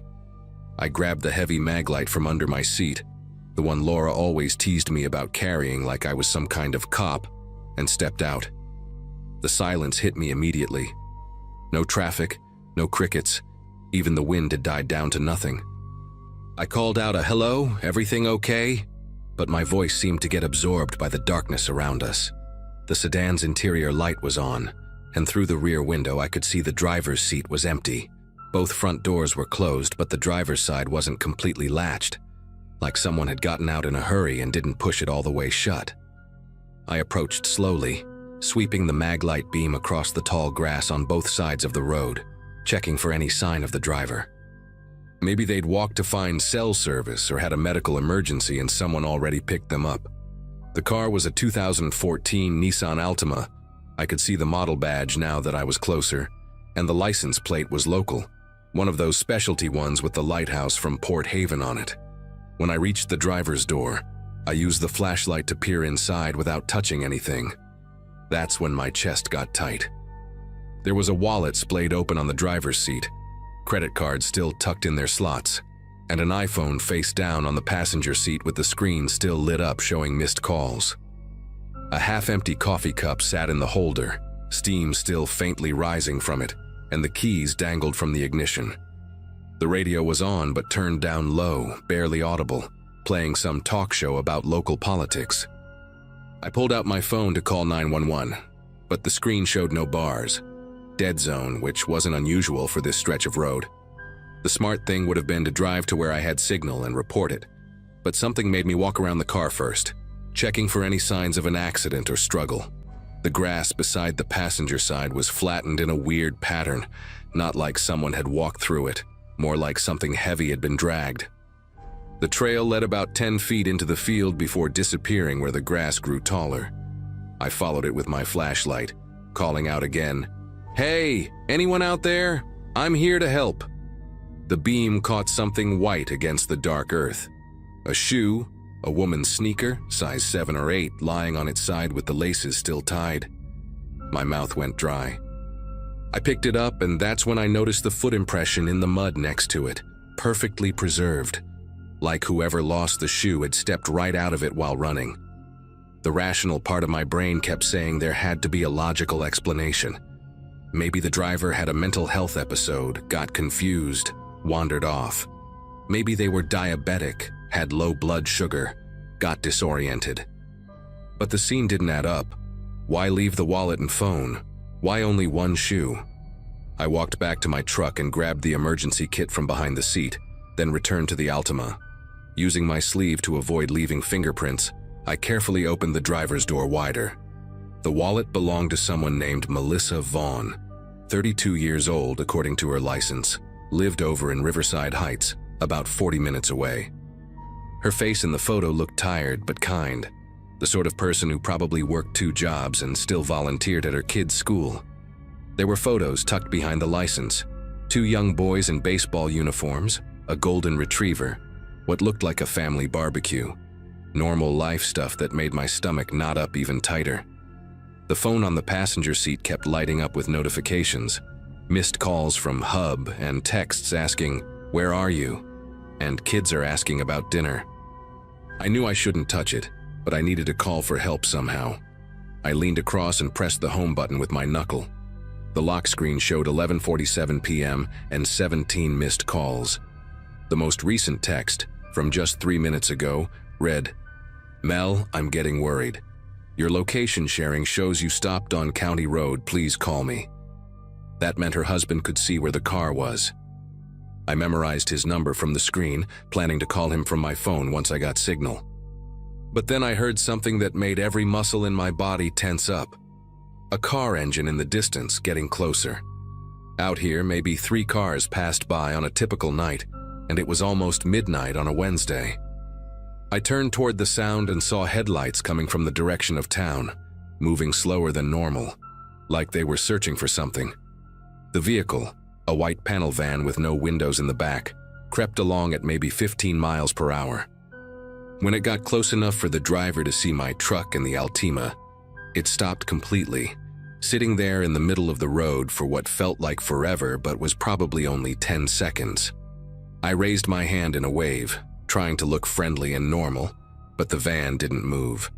I couldn't see through the windshield with their headlights blazing, but I had the distinct feeling I was being studied, evaluated.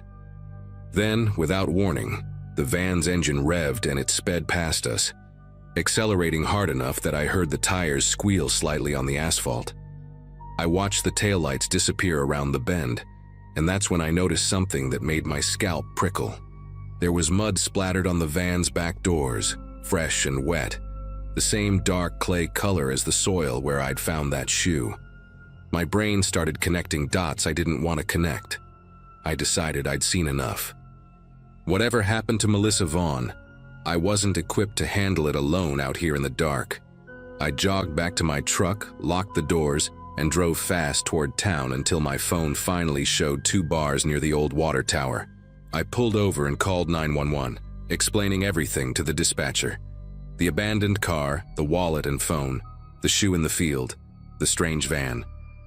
She said units were on their way and asked me to wait there to guide them to the scene. While waiting, I called the number I'd memorized from Melissa's phone. Her husband answered on the first ring, his voice cracking when he said, "Mel?" I had to tell him it wasn't her, that I'd found her car, that police were coming. The sound he made when I mentioned finding her shoe. It wasn't quite a sob, more like all the air leaving his body at once.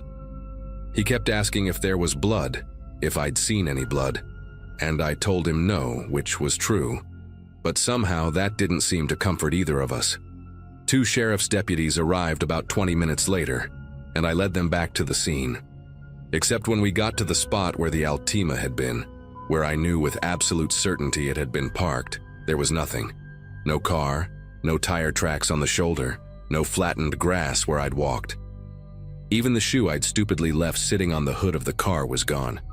The deputies looked at me like I was drunk or crazy, shining their flashlights around while I insisted this was the exact location. I knew this road like the back of my hand, right past the old Whitman property. There's the crooked fence post I'd noted as a landmark.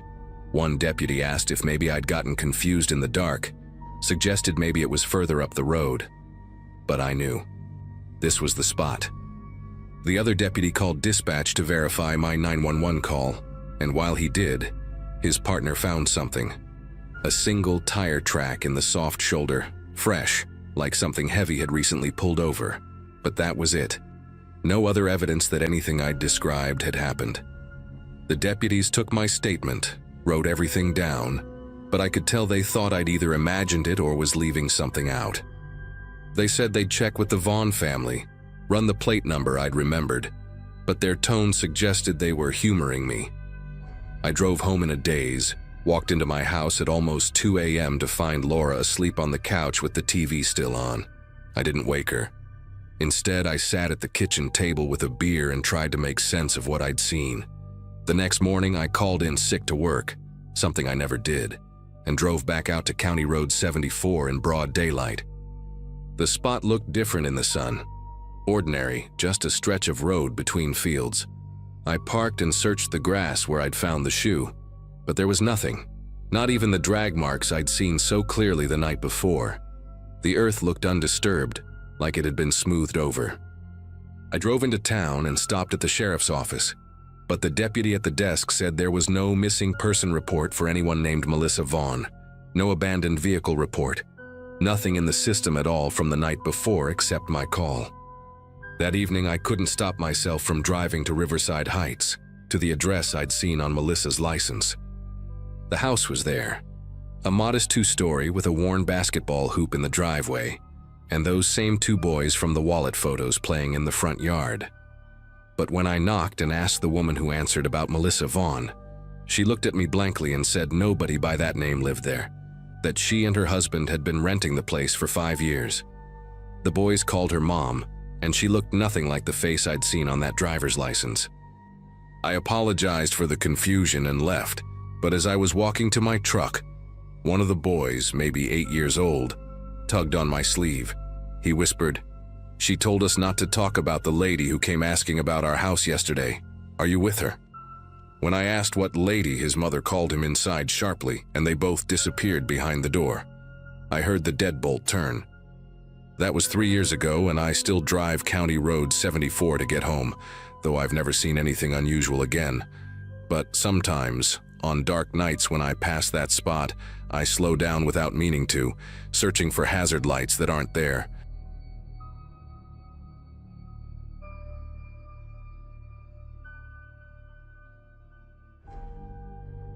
I remember that night clearly because it was supposed to be simple, almost comforting. Our little town doesn't host big events, so the annual fair was something people actually looked forward to. I had gone after work, still in my uniform, mostly just to grab a funnel cake and walk around under the string lights. I wasn't there long, maybe an hour or so, before heading back to my car. It had been parked on a side street, a block away from the main lot where most people gathered. When I reached the car, the windshield looked strange under the streetlight. There was a piece of paper tucked beneath the wiper blade, folded once down the middle. My first thought was that it was a church pamphlet or some coupon for a local business. I didn't think much of it until I slid into the driver's seat, set it on the passenger side, and actually opened it. It wasn't a flyer for anything. No logo, no design. Just a list written in neat, blocky handwriting. Each line was a date followed by a time, all spaced out like someone had copied them from a planner. At first, I didn't connect the dots. I thought maybe it was some random schedule someone dropped, and it ended up under my wiper by mistake. But then I saw the exact shift I had worked 2 nights earlier, right down to the time I clocked out. I skimmed down the page, and it wasn't just 1 or 2 matches. It was every single day that week, with the hours I came and went. My chest tightened as it hit me. This wasn't random at all.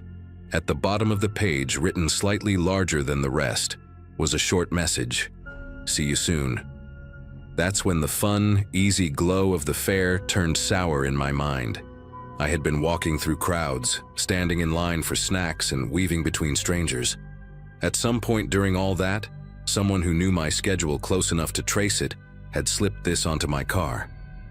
And the thought that they had been watching me that carefully made me feel suddenly exposed in a way I'd never experienced before. I sat in the car with the engine off for a good minute, reading the list again and again. My first instinct was to check the sidewalks around me, scanning the people drifting back from the fair. None of them were looking my way, but I couldn't shake the idea that whoever had written this might still be close enough to see my reaction. The paper felt heavier in my hands than it should have, like it carried more weight than just ink on a page. Driving home was a blur. Every pair of headlights behind me seemed to linger too long, and I caught myself checking the rearview mirror more than the road ahead. The flyer stayed on the passenger seat, and I couldn't bring myself to toss it out the window or crumple it. Part of me wanted to keep it as proof, in case I had to show someone, but part of me hated having it so close, like it was some kind of open channel between me and whoever had written it.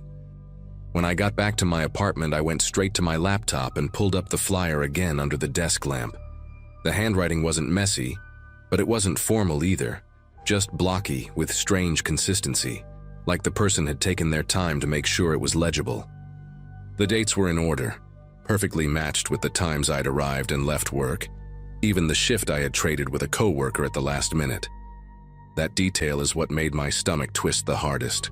Whoever tracked me hadn't just been guessing.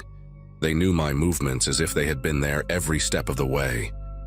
I thought about calling someone, maybe my manager, maybe even the police, but what would I even say? Someone left a paper on my car that shows they've been following me. It felt flimsy, like they'd brush it off unless something worse happened. Still, the words, "See you soon," circled in my head like a warning I didn't know how to answer. I ended up shoving the paper into a drawer, but sleep never came easy that night.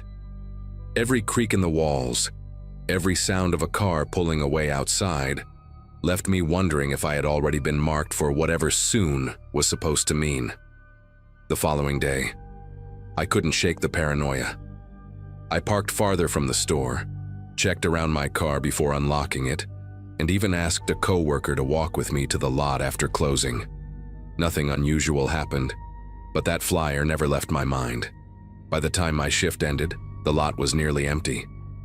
I forced myself to look at every vehicle around me, memorizing their plates and shapes like I'd have to identify them later. On the 3rd day, I finally brought the flyer to the local police station. The officer at the desk read it twice, his expression tightening in small ways he probably didn't realize I noticed. He asked if I had any recent conflicts or if someone might be holding a grudge. I told him no, and that the detail about my traded shift meant the person wasn't just guessing. He took the paper, said they'd keep it on file, but I could tell they weren't planning to launch an investigation unless something escalated. For weeks, I kept waiting for the next move. Every knock at my door made me tense. Every phone notification made me glance twice. I changed up my parking spots, varied my routes to work, even stayed with my sister a few nights just to feel less alone. But nothing else ever came. No more flyers, no strange calls, no obvious signs of someone tailing me. It was like whoever left that note wanted me to know they'd been close, then vanished once the fear had sunk in deep enough. To this day, I still don't know what their goal was. Maybe it was meant as a threat, or maybe just a twisted way to get inside my head. Either way, it worked. I never went back to the town fair again, and I still glance at my windshield every time I return to my car.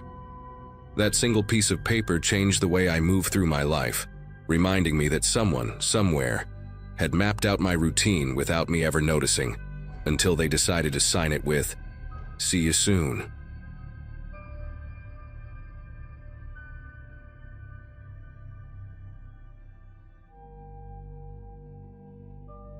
Moving into that small town felt like stepping onto a stage where everyone already knew the script except me.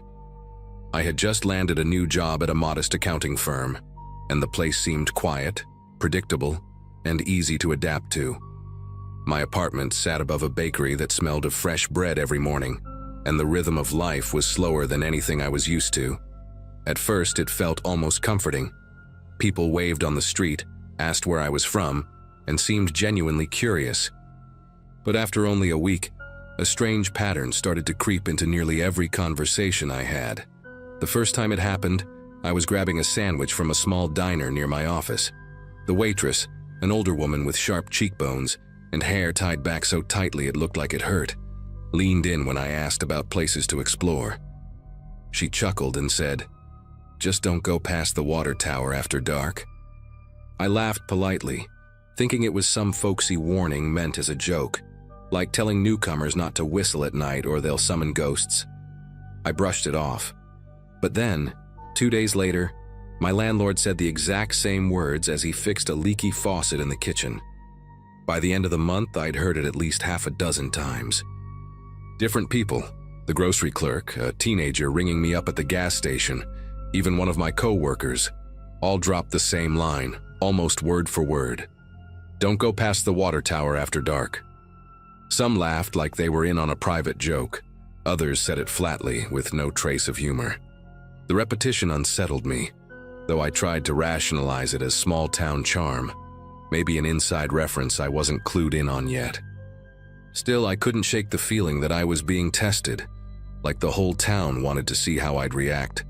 Curiosity got the better of me, and one evening I walked out toward the tower just before sunset. The structure stood at the edge of town, rust streaking down its sides, its frame surrounded by dry weeds and a chain-link fence with holes patched badly with wire. I stood there for a few minutes, waiting for something, anything to happen. The silence pressed down on me, broken only by the distant hum of cicadas. Nothing unusual happened that night, but the way every passerby glanced at me when I walked back through town, as if I had crossed some invisible line, made my skin prickle with unease. A few nights later, I decided to ask one of my co-workers about it. His name was Mark, a quiet guy who rarely joined in on office chatter but always stayed late. I casually brought it up while we were leaving together, joking about how everyone seemed to recycle the same line. For the first time since I'd met him, he actually paused mid-step. He didn't laugh or smile, he just said, "Some things are better left alone," and then walked off toward his truck without another word. That response lodged itself in my mind, replaying whenever I passed the tower on my commute. My curiosity turned into something heavier, not just interest, but this nagging need to understand. One Saturday, I went to the small public library downtown. The building smelled like dust and old carpet, the kind of place where time felt thicker. I dug into archived newspapers, flipping through local sections that barely covered more than bake sales and high school football games. There was nothing about the tower, not even a passing mention. But then, tucked inside a box labeled miscellaneous, I found photocopies of police incident summaries. The strange part was that none of them carried official stamps or case numbers. The reports described people, locals, drifters, even a traveling salesman, who had gone missing near the old tower over the span of nearly 3 decades. The wording was eerily similar in each one, as though whoever wrote them had copied from a template. Some included notes in the margins. Family insists last seen by tower, or patrol car reported lights near structure. It was all informal, scribbled like reminders, not formal documentation. My pulse quickened as I realized these were never filed as official cases. It felt like stumbling across something I wasn't supposed to read. When I left the library that evening, the town looked different. The streets were emptier than usual. and I noticed how the tower loomed from nearly every angle, like it had been waiting for me to notice it properly. I drove home with the windows up, glancing at the structure whenever it broke the horizon. That night, I couldn't sleep. The creaks of my apartment felt louder, and every time headlights swept across my blinds, I expected them to stop, to park outside. I kept hearing that same line echoing in my mind, except now it didn't feel like a joke anymore. It felt like a warning. The next evening, I drove out toward the tower again, this time after dark. The road leading there was barely lit, cracked asphalt swallowed by weeds. When I parked near the fence, the air felt heavier, like the stillness itself had weight. I switched off the engine and sat for a minute, the metal frame of the tower creaking faintly in the night air. I thought about the reports, about the people who never made it back. My gut told me to leave, but something deeper told me I had already gone too far to just turn around. As I stepped closer, I noticed faint markings on the fence, carved into the metal posts. Initials, dates, crude symbols. Some looked fresh, others rusted over with time.